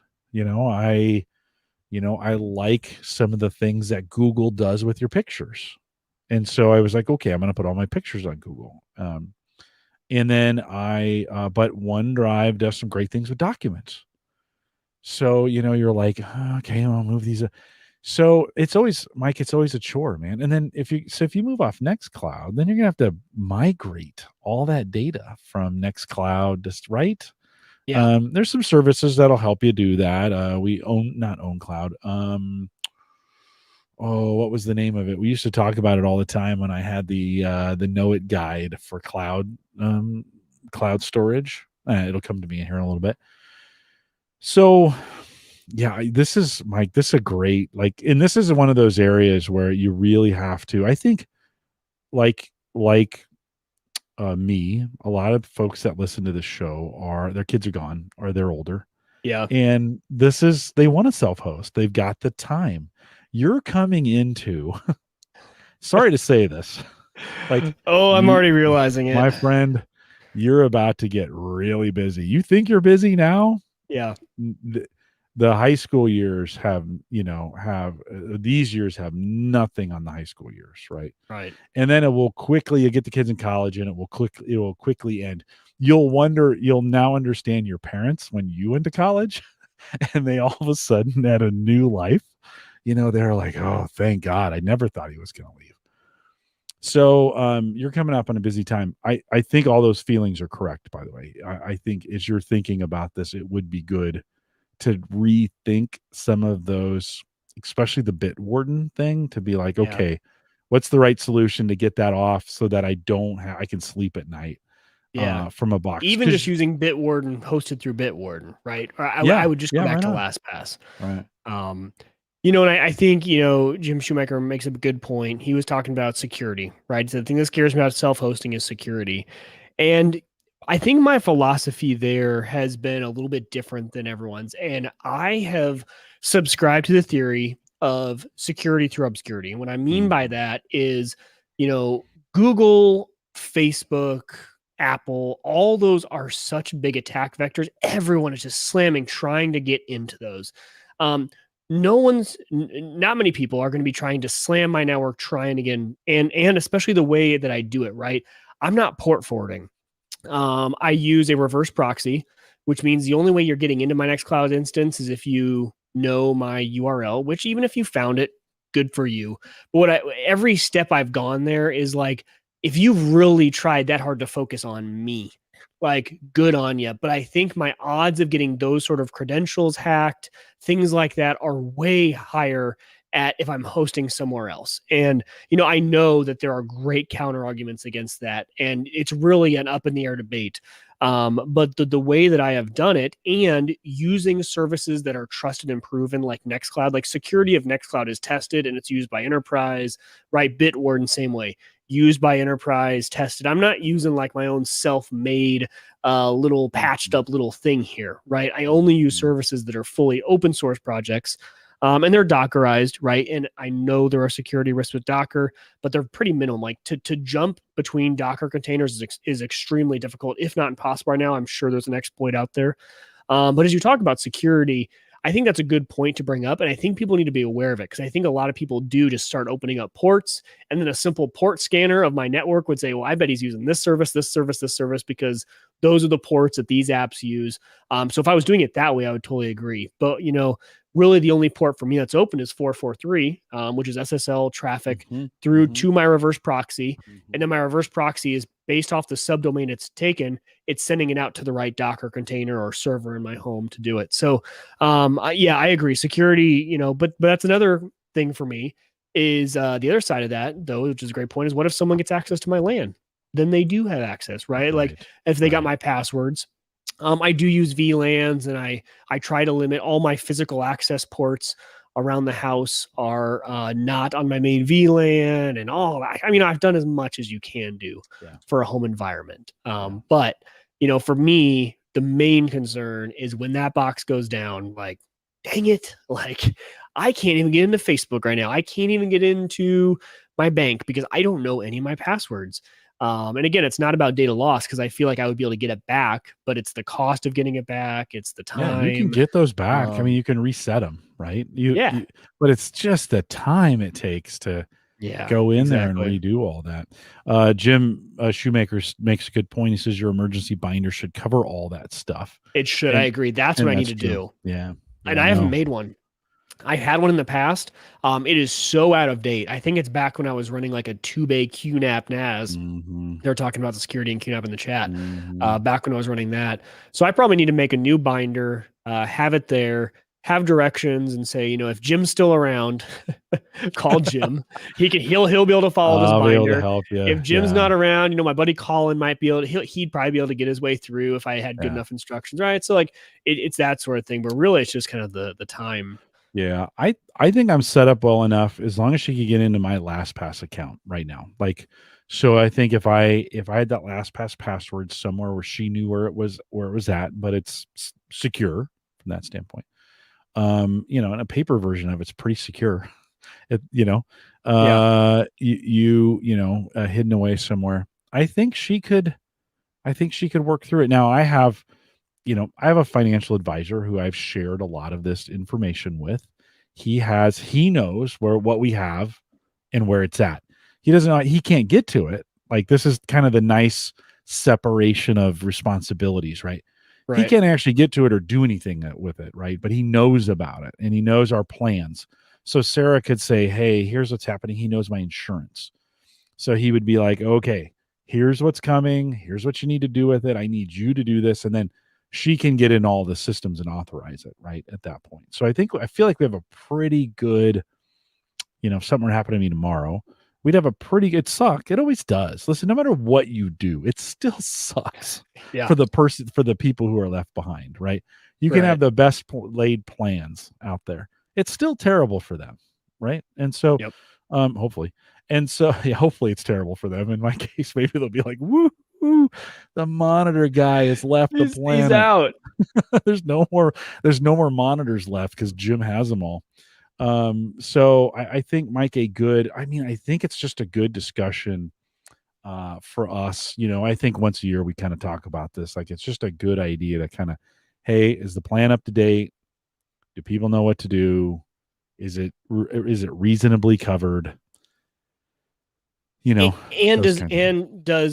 your fun worth the pain when something goes wrong? Because for me, let's be honest, for self-hosting, for everyone, it's for fun, for the most part. There are cost savings for me, to be perfectly honest. It's a lot cheaper with the amount of data I'm storing in Nextcloud. But actually probably not anymore, because a terabyte of space is now pretty cheap. You know, and I'm keeping Plex on here. So, you know, Jim kind of nailed it in his next comment. He said, "Do you hear how complicated that sounds? If you're gone, your wife is sunk." And that's extremely, and that's kind of part of my point is that, you know, even with the emergency binder, like, you know, if I go out, and the problem is it's not just my data, right? It's hers too. If it was, oh, we can't get to Mike's documents, something happened to him, it's like, well, they don't even need to, like, who cares? So that's kind of the point, is it's her passwords, it's her, and she's, you know, she uses her Nextcloud for all of her, she's a professor now, so all of her school documents she keeps there, and she would be out of luck, right? Even if she was at the school and I updated my server for an hour, and she's like, I can't get to my stuff, right? Like that's even the problem. Cox internet goes out. It's residential internet. That goes out, you know, that can go out whenever you want. And we lose access to that. But those things can happen in the cloud too. I mean, Microsoft had 2 They actually outages. Probably happen more in the cloud than they do at home. My Cox internet never goes out. So Microsoft's had 2 major outages in the month of gosh, today was March. Teams was unusable today for us. I don't know if it was for you. Our Teams we couldn't even use it all day. I didn't notice, but it's very possible. I mean, it's just, you know, it kind of just depends, right? And so there's no perfect. There's only, as Christian would say, reducing that attack vector. Right. You know, there's no way to completely there's no way to completely plan for everything. You just can't. No. You can be more prepared. You can't plan for everything. But I think reducing the complexity is important. Agreed. Just security-wise, I am 100% convinced my setup is far more secure than storing all this other places. I mean, everyone has seen even iCloud, you know, those iCloud accounts got hacked, and then all of a sudden your photos are out there, things like that. So, I mean, I'm fully convinced that I have a much less chance of getting my personal data out there with my setup than putting it somewhere else. But it's the complexity. It's the, you know, everything when it goes wrong. Or I just know, Jim, I mean, the motherboard, we've talked about this in my Unraid box. That motherboard is now, I think, almost 10 years old. That thing's going to crud out, and it's going to go down, and I'm going to be up a creek without a paddle. Yes, so it is. And it's going to be the worst, because it's always the worst possible time. I'll be out of town, and then I won't have access to my Bitward, and I'll be trying to log into my bank to transfer funds out of the country, and I'm going to be like, okay. Nobody ever goes, oh, the hard drive crashed. Man, that was a great time for this to happen. I wasn't depending on it for anything, right? It was down. No one was using it. It was just sitting there. It wasn't really even that important. So that brings me back to my first question. I need your guys' guidance on just what are you guys using nowadays for, cloud? Is Dropbox still? I loved Dropbox. It was pretty simple. What I don't like about Google is it tries to show everything in sheets and convert. I don't like that. So I don't like Google in general. What are you guys using? Let me know. I think OneDrive is going to be my answer, just because it seems pretty easy. Mike, let's take it to the Discord group. So go to the Discord, theaverageguy.tv/Discord. And just jump in. Oh, let's just do it in the general conversation. We get started there. If we need to move it, we can. But if you got some thoughts for Mike, drop that in there. I'd love to have some. Or just tell us what you're using. What have you decided to do? And give us a little breakdown on your setup. Theaverageguy.tv/Discord will get you there. So you heard it at the beginning of the show. My number 4 son is moving out tonight, and I don't know what kind of cold dad would say get out while I'm podcasting. You know, he understands. I told him when he told me he was moving out a couple weeks ago on Thursday. He was planning. I said, I got a podcast, and he's like, yeah, that's no problem. I actually helped him move this afternoon. All the heavy stuff is all over there. So he was just coming home to pick up the cat and pick up his cat and move a few final things. Mike, as I was thinking about apartment living, like I have moved my kids in and out of dozens of apartments in the years. Again, by the way, we talked about, your kids being busy. You think, okay, so they graduate from high school, they go to college, and you think you get a reprieve. No, because they graduate, and then you got to help them kind of figure out what they're going to do, and then they still come back. So he's grandkids. Can you watch my kids? Which I love, by the way. I love being a grandfather. It's the best thing ever. I just had the best time this weekend with my grandkids. But and everybody says that, so it's nothing new. But as Tim's moving into the apartment, I was kind of thinking, and you lived in a dorm. We can add, right? what are the like the three essentials if you're thinking about gadgetry at a Ooh, minimum, gadgetry. right? Okay. In an apartment, right? And let's rule out the router because you got to have, you got to get a modem and a router if you're Yeah. going to have any internet, right? But if you could only pick three technology gadgets to have, that's all you could have in an apartment. Like you can't have a, well, no, I won't say what you can't have. What are your priorities? Like right, what are your priorities for gadgets moving in? What do you think? What are the have to haves? Okay, the first one's not a gadget, but it was a have to have for me just because we moved around a lot and not every place you had access to a grill on a balcony and there was all these rules. A George Mm, Foreman was okay, like my favorite thing that I got it. had all throughout dorms, apartments. That George Foreman grill is just like it can do everything. It can be a panini press, it can grill steaks. So like that was my first thing that came to mind, which is That's like that was my yeah. favorite That's thing a that plugged into a wall. it's a good cooking. It's a good universal cooking gadget, so to It speak, is. right? Yeah. Yeah. Can do a Yeah, lot of things. and I literally just use mine today. Like I still use it in my house. Like and that Yeah. thing's been the same thing I've had since I was in the dorms. So, Tim goes, Dad, I got this pot. He was super proud of himself. He's like, I got this pot and it had a steamer hole on the top. And then if you lift the lid and turn it, it has the holes so you can drain. You don't even need to take the lid out. You just pop the lid a little bit and it's got the drain holes oh, to, nice. It's like a pop. strainer almost. Yeah, Yeah. it was a strainer built right into the lid. He was super happy that he had found it. He found it himself at Target. He was like, Dad, this is an all-in-one. Like, I don't need any other pots and pans. I'm like, whoa, whoa, whoa. Slow down, Gordon Ramsay. Like, it's there'll be other things. But okay, so Foreman grill. Yes. I thought you were gonna say an outdoor grill because that's what I would have thought too. But But there's so many rules and regs yeah, around the size of yes, tank, and yes, the there size of are. tank is so it drove me nuts. Yeah. Um, the other thing is, however you want to do it, there's a bunch of ways to get this done. I liked having some sort of way to know that someone had been in my apartment because in apartments, maintenance is coming in, the people are coming in to do things that when you're gone, they don't have to tell you. So whether that's a door sensor through a security system, which I think is way Mm-hmm. overkill, whether Mm-hmm. that's a Ring doorbell. We had a doorbell on our thing because our bedroom was way in the back and you couldn't necessarily hear someone knocking. And what we were always worried about is maintenance knocks. We're taking a shower, we're naked or something, and they walk right in, right? So we Yeah. actually had just a regular cheap $10 Yeah. wireless doorbell. So some way to know that someone's there. And I think a security camera now are very cheap. Those weren't cheap back in the day, Yeah. but I think you could easily get a really cheap, get a Like an Wise indoor, Cam. like an Yeah. indoor wise cam, Indoor, right? just Yeah. Wi-Fi, Wise Cam or something. Or even Something where when rings you're are like gone, you could $60. check. Yeah. Yeah. Yeah. Yeah. Yeah. However you Yeah. want to do that. I think Right. that is Okay. is key. I do like Okay. that. Yeah. Yeah. Um, All right. That's two. that's What, two. what do you think? What's your third gadget can't live without? Oh, I mean, are we just assuming that everyone has like the Let's the say you the have a A lady computer. or Google? Well, no. I mean, do you set up? Do you set up a voice assistant in an apartment? Do you think Well, that's the thing I loved about the apartment life is that usually there was some spot centrally located where if you had a good speaker, you could hear it pretty well yeah. everywhere, right? Yeah. It's a small enough place. So Yeah. that was somewhere like that when we lived in an apartment gym when the first gen, and I still use my first gen A lady Mm-hmm. upstairs, and that was a nice one, right? The tall cylindrical Yeah. Big version, can. had a nice Mm-hmm. speaker. So I would invest in whichever one has the best speaker right now. Like I think Google has a big one that has a big speaker on it. Amazon does too. I would get whichever one has the nicest speaker and let it serve as your music player because I think music in an apartment's key.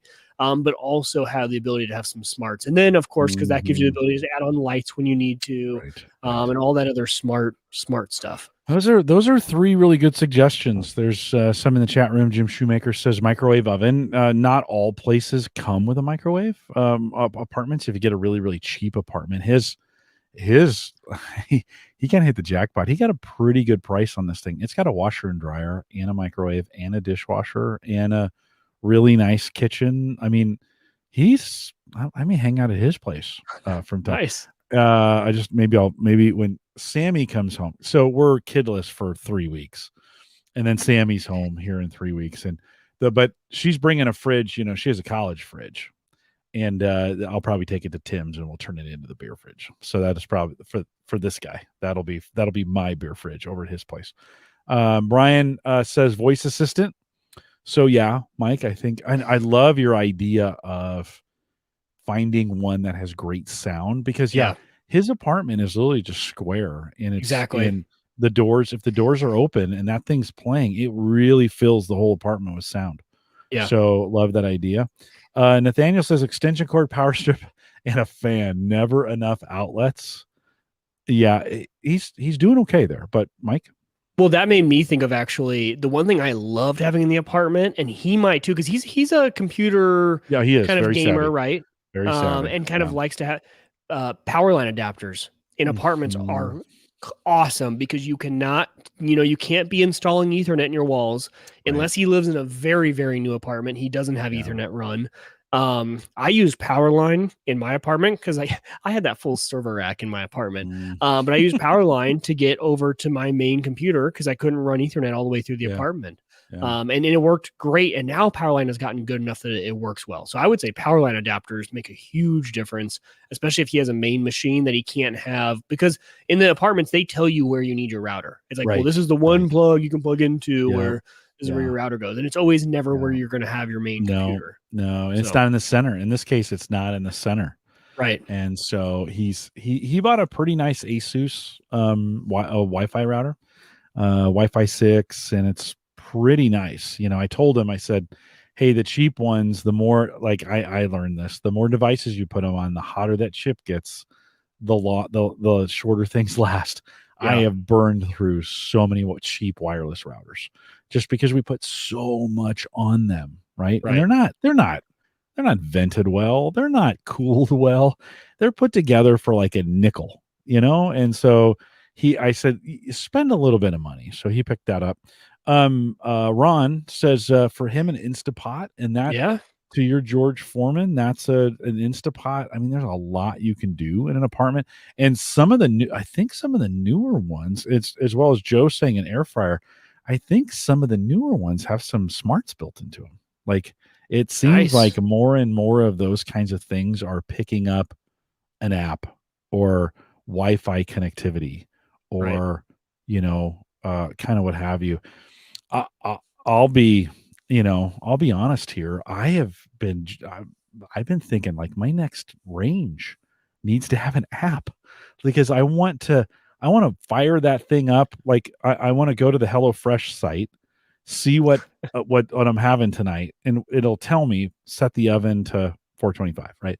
I want to set it from down here. Like I want to go on the app and go boom, boom, boom. The other thing I want to do is I've been brewing my own coffee. I've been perking my own coffee, and that requires 8 minutes and 30 seconds of heating the water up. It's every time. I got this thing down to a science. 8:30 on high.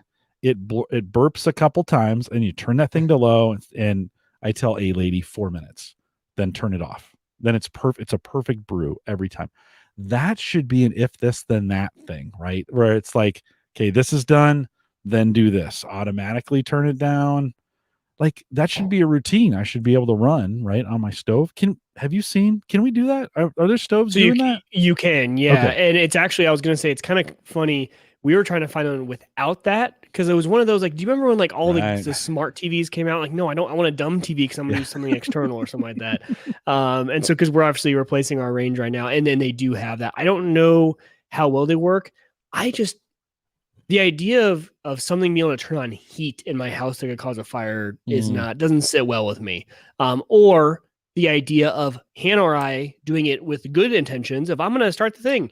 And I've been home and I have some stuff sitting on the oven, just not because we constantly have stuff where the kids throw their papers up there. Totally. And if you can't see it, you shouldn't be turning the oven on, in my opinion.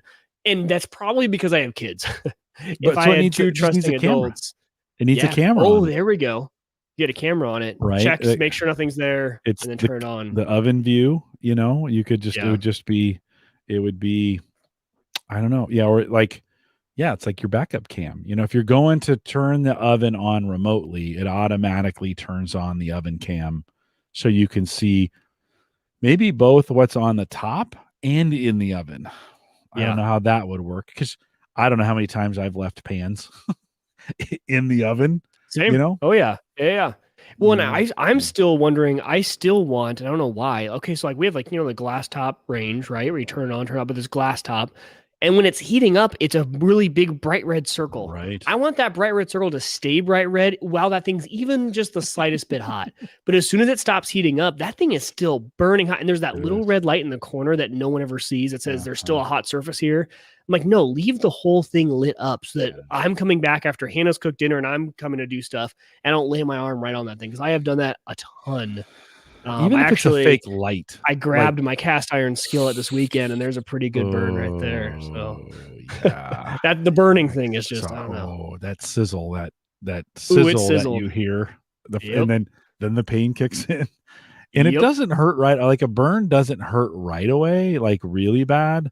I mean, it's a sharp kind of like you've gotten poked, but the real pain is yet to come, right? Well, and my problem is, so I had a heat pad and I had grabbed the handle of the cast iron. It was on my grill outside and I'd gone to move it and I had moved away. But in that time, your brain hasn't realized, and I had missed part of the thing wasn't covering, and this is where it lay just right on the handle on my palm. But I was already away from the grill, and then my brain realized it, and I'm like, I kind of freaked. Like I didn't know to drop it, so I reached across, set it back down, and that was even just more time that hot cast iron is just. And it was a pretty good bubble there for it still is a bubble. It popped last night at hockey, and that was not fun. Yeah, it's disgusting. That's disgusting. But it is one of those things I've noticed too, because we have the glass top and it comes on and then it goes off. And then it comes on and then it goes off. And then it comes on. Even if that light was just a fake red light, like it wasn't heat, because that's what I want. Exactly. We know why they do it, right? We know why it kind of it does that. Yeah. But just put a fake red light on there. So it looks like it's okay. It's hot. That. Don't touch that spot. 100%. Yes. I think Jim says, your favorite Keurig or your favorite coffee maker. Of course. And this is one thing, Tim learned while he was here over the last, because he came home in September, I think. August, September. So he's been here about 6 months, which, by the way, is fantastic to have him home. Like I told him today, I said, she was going out. We're going to see a ton of them. So it's not like we're not going to see him for 5 years like when he joined the Marines, right? Right. He's just living across town, not even across town. It's just 8 minutes away. But I said to him, it's been great having you here. But he learned to drink coffee with me. So he started, I'm brewing this coffee and he's like, hey, can I have a little? Can I have a cup? Can I fill up my mug? Can I put it in it just kept getting, and over the last 2 weeks, he's beat me to making coffee. So he's gotten up, he's in school now. So he's been getting up early and he gets the coffee going before I do, which Sarah's like, you're going to miss that. And I'm like, no. Let's be really, really clear. I really like making coffee. That's my any guy who says I keep it on the thing for 8 minutes and 30 seconds. And then I turn right. You enjoy the process. I do enjoy the process. So, it was just fun to kind of watch him because he was here. This was my, maybe one of my first. Yeah, it's really one of the first kids I've had that have launched into their own apartment directly from here. I've had kids leave to go live with other people in their house and then transition to their own apartment. But fun to see what his priorities were. And he's a PC gamer, so he doesn't care about console. He has, although when he was in the Marines, he bought himself a big 50-inch TV. This 50-inch TV he bought sat in his room the entire time he was in the Marines. Well, not the last year, maybe, because he brought it home. We never used it. We never, he was like, hey, you guys can use this anytime you want. I went in and unplugged it because it was showing up on the network. And who wouldn't? It's bigger than, we have a 42-inch out. It's bigger than our TV. You just put it in your living room. It's nice. I should have made a freaking monitor out of it. That's what you should have done. Agreed. Well, we just let it sit in the room.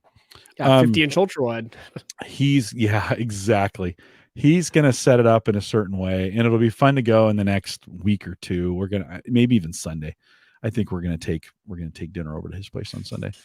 and see what his priorities are. What are the gadgets that you kind of start, he's starting to kind of lean on.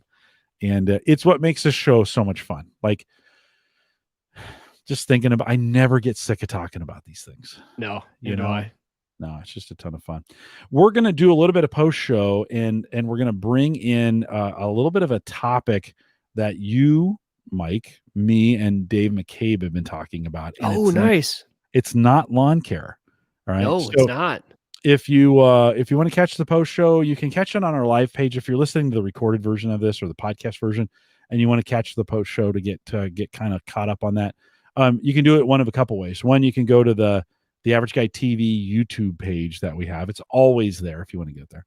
You can subscribe to us on Patreon. If you want to do it, you'll get a note from me every single week. That's by far the most convenient way to get both the pre and the post show. You get the whole thing.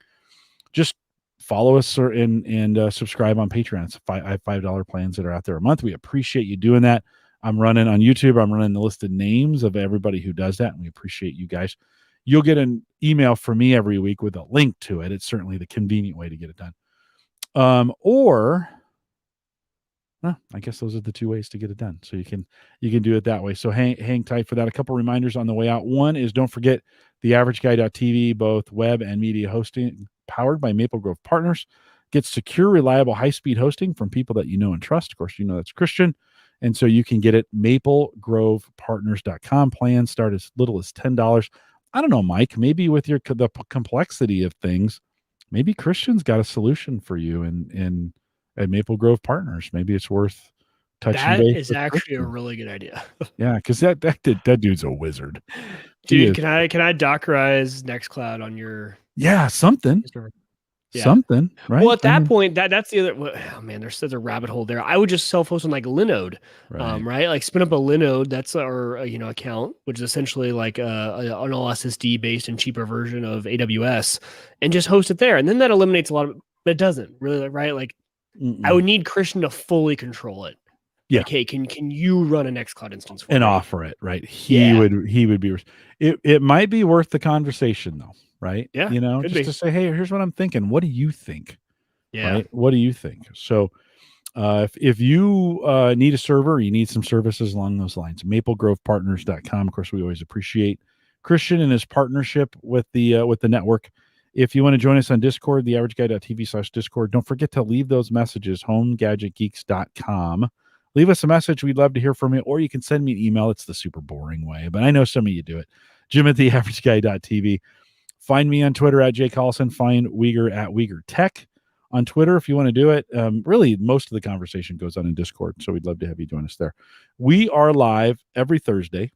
Let's say most Thursdays. I took last Thursday off. Maybe we'll talk a little bit about Texas in the post show as well. My trip there, Mike, was pretty cool. A few things I learned while we're there. We're live every Thursday, 8 p.m. Central, 9 Eastern, out here at the AverageGuy.tv live. Next week, Cody Wheat is coming back. Cody is our friend in the liquor and alcohol business. And if there was ever an industry that had saw massive changes in both distribution and technology during COVID, it was alcohol, right? And so Cody's going to come back. Cody's a good friend, and I just want to catch up with him. We're going to kind of ask him. His podcast, Shots of History, is super cool. And if you're into that at all, and it's not drinking like the way you think it is. So give Cody a listen. Shots of History this week. He'll be on next week, and will join us live for that program. If you want to stay around for some post show, Mike and I are going to talk a little bit. It's not lawn care. We'll see you guys next week. With that, we'll say goodbye, everybody. All right. Mike, you, me, and McCabe. McCabe has gone nuts on wood and woodworking. I mean, which I didn't know. So like when he messaged, I was so taken back. I was like, wait, what? Like, Dave, you're into woodworking too? That was awesome. I had no idea that this is something that he has taken up. Yeah, I haven't talked to him about that. He's buying all these things and creating cabinets and wood projects. Now, not the greatest time in the world to do this because wood wood is insanely expensive. Just got nuts. But you're thinking about a desk, and the question is buy versus build, right? I mean, it still comes down to, first of all, do you have all the tools that you would need to build your own? Yeah, 100%. So I got into woodworking about a year and a half ago, and recently got really into it. So I don't have I don't have a table saw because I don't have the place for it. But I have the miter saw, I have the circular saw, I have routers, I have all the measurement tools, I have pretty much everything you would need to build stuff because I build cornhole board sets for people. So that's kind of like a little side gig I do. And so I've been doing those, and it got me kind of into kind of thinking about other stuff. So like I just built a chest, like a chest to store blankets or something like that for the end of our bed. I just finished that. So yes, I do have the tools. The know-how is a totally separate conversation. I am still very much beginner learning on woodworking. Luckily, woodworking is one of the most popular YouTube channel things. I have found some amazing guys who go into very in-depth detail for beginners, how to get into joinery, and all sorts of ways to join stuff, right? Like I am a very much still I do pocket screws, or that's like my biggest thing, right? Like pocket screws. Oh my gosh, sounds great. But like, I have never done a dovetail. I've never done any sort of that kind of joinery. So the know-how, Jim, is what I'm struggling with. But when I say that, I love doing projects where I get to learn a new skill, right? Because that's the only way I learn it. Like you can watch it on YouTube, but you don't know how to do it until you get to use it in a project. So a desk for me is the reason I need a new desk, by the way, because I'm getting rained on. This thing is toast now. This thing is it's done. Just ruined it. It's ruined. Was it a press board? Like a press board IKEA desk, okay. Right. And then one of the cheaper ones. Yeah. It's been a great desk. I've had it since law school. So I had it for a while. Yeah. But I might actually be able to salvage this corner piece. This piece over here is done. It's two pieces. So it's done for. So building that, my build motivation would be learn new skills, because I would look up all the new joinery stuff. I'd find some cool plans and I would do it. Downside is cost. Right now, it might honestly be cheaper to buy a really nice desk because wood is so freaking expensive. Right now at Lowe's, a 2x4 is $7.25. That's dude. That is. I remember 99 cents. Oh, and they were $2.45 last. When did I build my last cornhole set? Because I literally went to go build these sets, and I had already quoted the person the price, and I'm like, everything is literally way more expensive. So I didn't make anything on these last set, but I would have bailed on the set. I just would have said it's not going to happen. Sorry, guys. Yeah, it was the CEO of my company, so I was like, that's a different story. I'm going to do that one for you.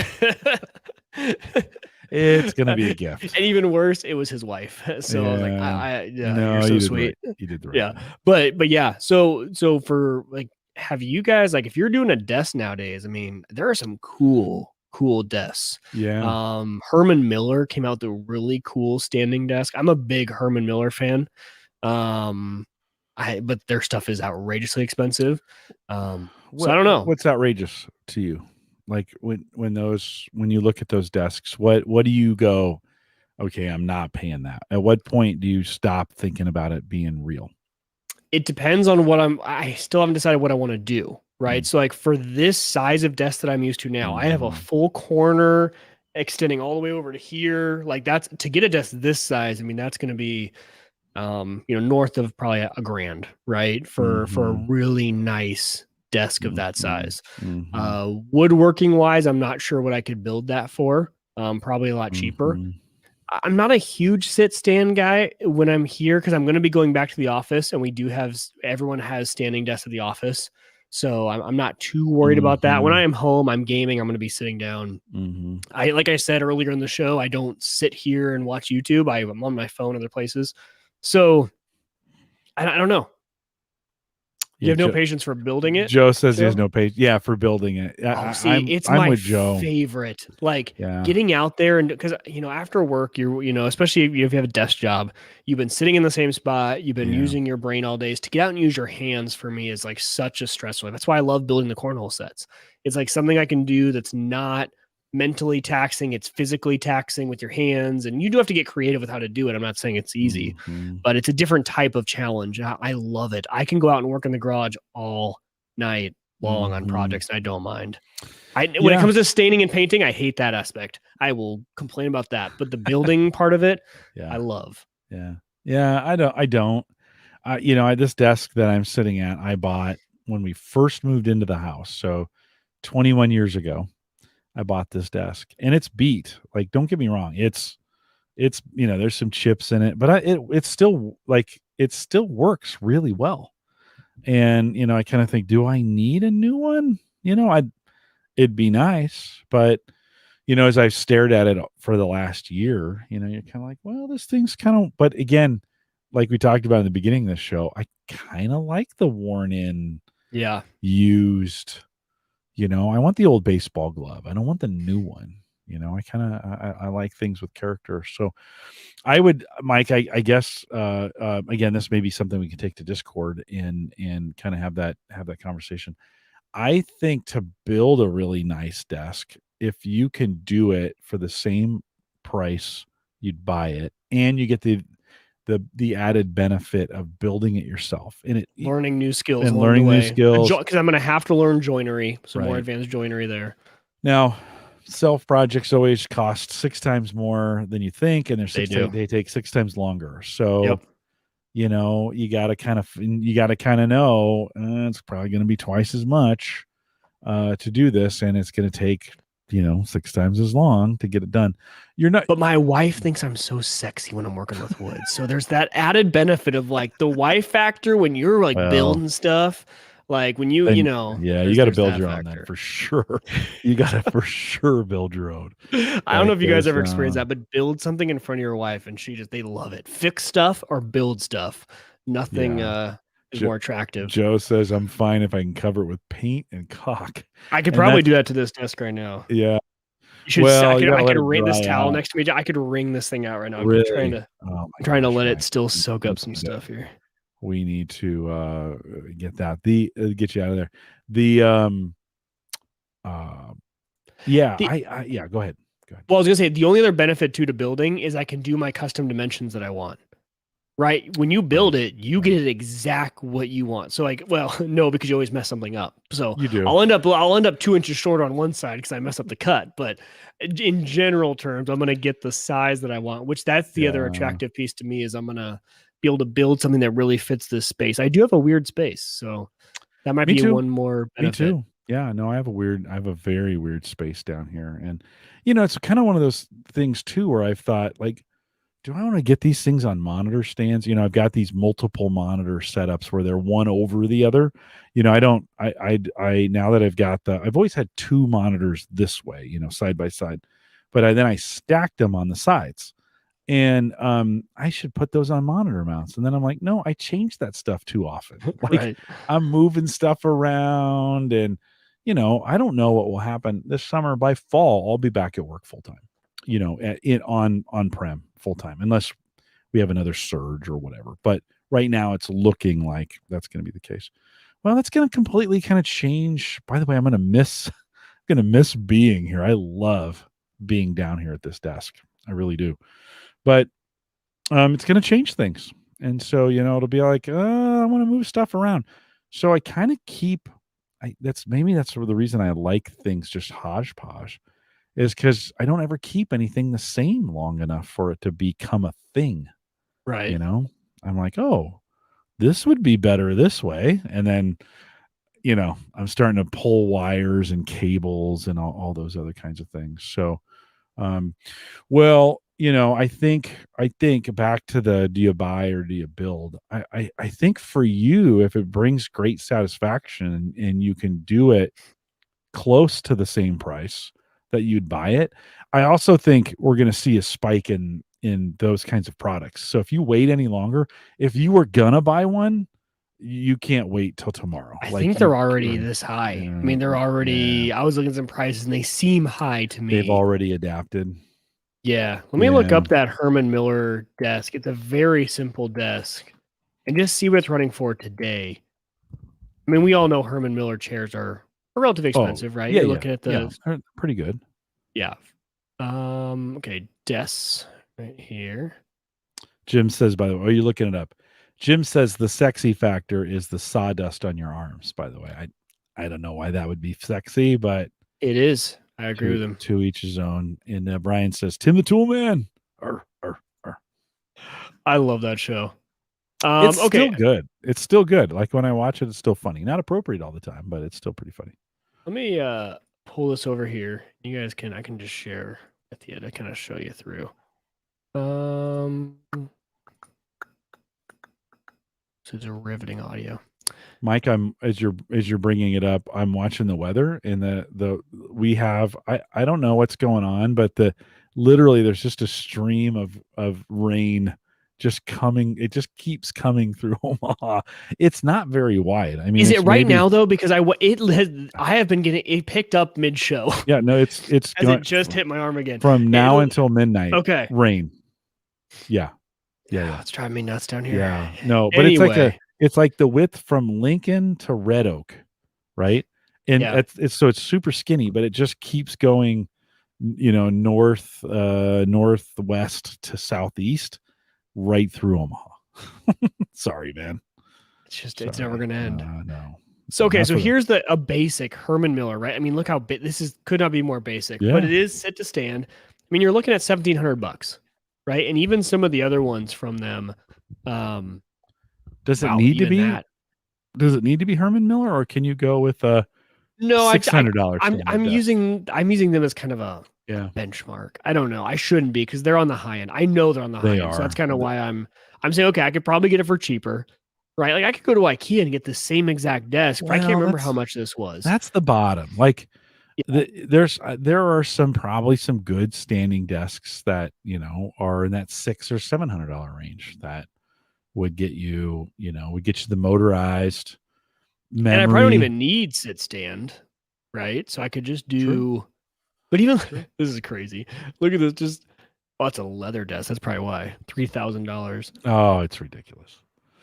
Well, we're going to have to pull back from these ridiculous prices. I mean, the inflation that has happened in the last 6 months is ridiculous. Like you're like, this isn't sustainable, guys. Like when wood is following the price of education or the price of healthcare, you're like, yikes. Okay, so let's look at Office Max. Okay. What does that mean? Okay, so these are kind of the ones, these corner desks, right? Like, look at this. This would probably be $479, right? Actually has some drawers on it. Pretty reasonable corner desk. So could I build it for cheaper than, say, $479? I mean, there's even some cheaper options, some $200 ones. Those are the ones when you put those screws in and turn them, they just rip right out of the press board. They're not even MDF. They're just these are one time. You're not moving these. No. Like once you get them assembled into place, like you just burn them down in place. Exactly. You just burn them down. Which is that just comes back to like I could probably build something for pretty close to that. Yeah. And have it be something really industrial that can move. The other thing for me is I know that as soon as I get this built for this space down here, Hannah's gonna be like, oh, we're gonna move the kids in together and you can have the office upstairs. I'm like, oh, well, I just made a desk for downstairs. So yeah, there's always all the fun stuff. But I think you're right, Jim. I think for me, building it is enjoyable. I'm gonna learn a new skill. Have you looked at anything on the used market? Brian says like offer up or Craigslist. That's a good question. Yeah, I should do that. I figured, I hadn't thought about that just because I thought, if this desk is shot, I'm gonna use it as a chance to upgrade, right? Like this has been a pretty basic desk, and so if I'm gonna do something, I'm either build something cool, or buy something that's a little bit of an upgrade. Yeah, that's for me. It's one of those areas that I'm not gonna mess with it for now. Yeah. So here's what I do. I get rid of self-hosting. So there goes that hobby. And I just think the new hobby, building the desk. Yeah. It may take you a couple months to get it, Yeah, probably would. All put together and stained or what stained painted, and everything. And especially with all the stuff I'd have to do. Yeah. I mean, just tabletops in general. You can't buy you can buy plywood that size, but not wood you're going to want to use for a tabletop, and you're going to want to route the edges and stuff, and that's going to have to be joined wood, and so. Take it to Discord if you got some suggestions from Mike, theaverageguy.tv/Discord. Mike, a couple new things I picked up this weekend in Texas. Not COVID, which is good. Candles? Yes, but But that's not what we're talking about. yeah, they were. I picked up some Rocky Patel. That was, and I had a Rocky Patel a Maduro that Oh, was like, oh, it was dark and deadly. Wow, it was super good. No, some new beverages. So when we were down there, I haven't been able to find these locally, but I did pick up some Buffalo Trace cream, which I had not been able to get. So it's bourbon cream, which I had not been able to find here, and everybody's keeps telling me you got to try this Buffalo Trace cream. So think of Bailey's, but with bourbon, right? So we were able to pick up a bottle. It was kind of great. We went into this big like grocery store size liquor store down there, which is you expect from Texas, right? mm-hmm. And I was like, hey, do you have any Buffalo Trace cream? And he's like, oh yeah. So so he went over to the shelf and it was gone. He goes, just a minute. So he goes in the back, pulls me out a bottle. I always appreciate, not terribly expensive, $25, something like that. We found some bamboo. Now, have you ever had bamboo before? No, Bamboo rum? no. Yeah, well, we need to have you over Okay, some I'm night down for that. to have some bamboo rum, or just bring some to your place. It's probably easier if we come to you. And so bamboo makes a cream now. So we tried. We were able to pick. We found some there too. So that was pretty cool. And then and we haven't opened either one of those bottles yet, but we wanted to. Well, the guy who was helping us when we were in there said we were talking about Screwball, peanut butter whiskey, and I said, "Do you guys have any Rebel?" Because we had a bunch of kids, and when I say kids, I mean young adults, right? Like you Yeah. at the party, and they were going to destroy my brother-in-law's bar. They were going to wreck it. So I bought some Old Forester bourbon so he wouldn't drink his Blantons. And then I bought some. Well, I was gonna buy some Rebel peanut butter whiskey, and they didn't have any, which was weird, right? They were just kind of. Yeah, that is weird. It's like what? So, but he says, "I'm sorry, I'm getting an alert on my." Ping, ping. I was like, "You didn't hear that during the show, did you?" I heard it The now. I alert, didn't. I don't think I but heard not during the during the show. show. Okay, good. I don't think so. No. So, I think it's Teams. I think I'm getting pinged on Teams over there. So he goes, "Have you tried Squirrel?" I'm like the meat or the drink? No, the drink. He's like, no. So apparently, Jack Daniels is now has gotten into the peanut butter whiskey because it's so hot. Like, I mean, that's oh yeah. And so they have they had a $20 bottle that it's kind of between. So uh, Screwball, no. Screwball is kind of too sweet, and Revel is too whiskey, and the Squirrel is a little bit gritty, like almost like chunky peanut butter, but not Ooh, sweet. Like, so if you like the interesting. texture of that, and it's not gritty. I'm not saying it's gritty. It tastes gritty. Like Right. you kind I of get what you mean. yeah. So here's the mind blowing thing. I never thought to do this before. So my brother-in-law takes a shot of it and puts it in vanilla ice cream.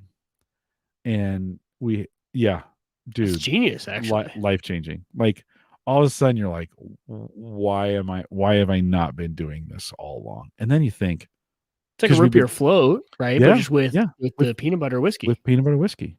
And it was, dude, super delicious. And then I started thinking, all summer we tried to find the perfect Reese's peanut butter cup shot where we would do, peanut butter whiskey. And then what do you pair that with? Like what chocolate liqueur? Well, stop doing chocolate liqueurs and just put it on chocolate ice cream. And Genius. I was like, this is unbelievable. So Yeah. why didn't I think of this? Like why? So we spent a little bit of time putting this Squirrel on top of vanilla ice cream, and it was delightful. Sounds good. It was really good. Yeah.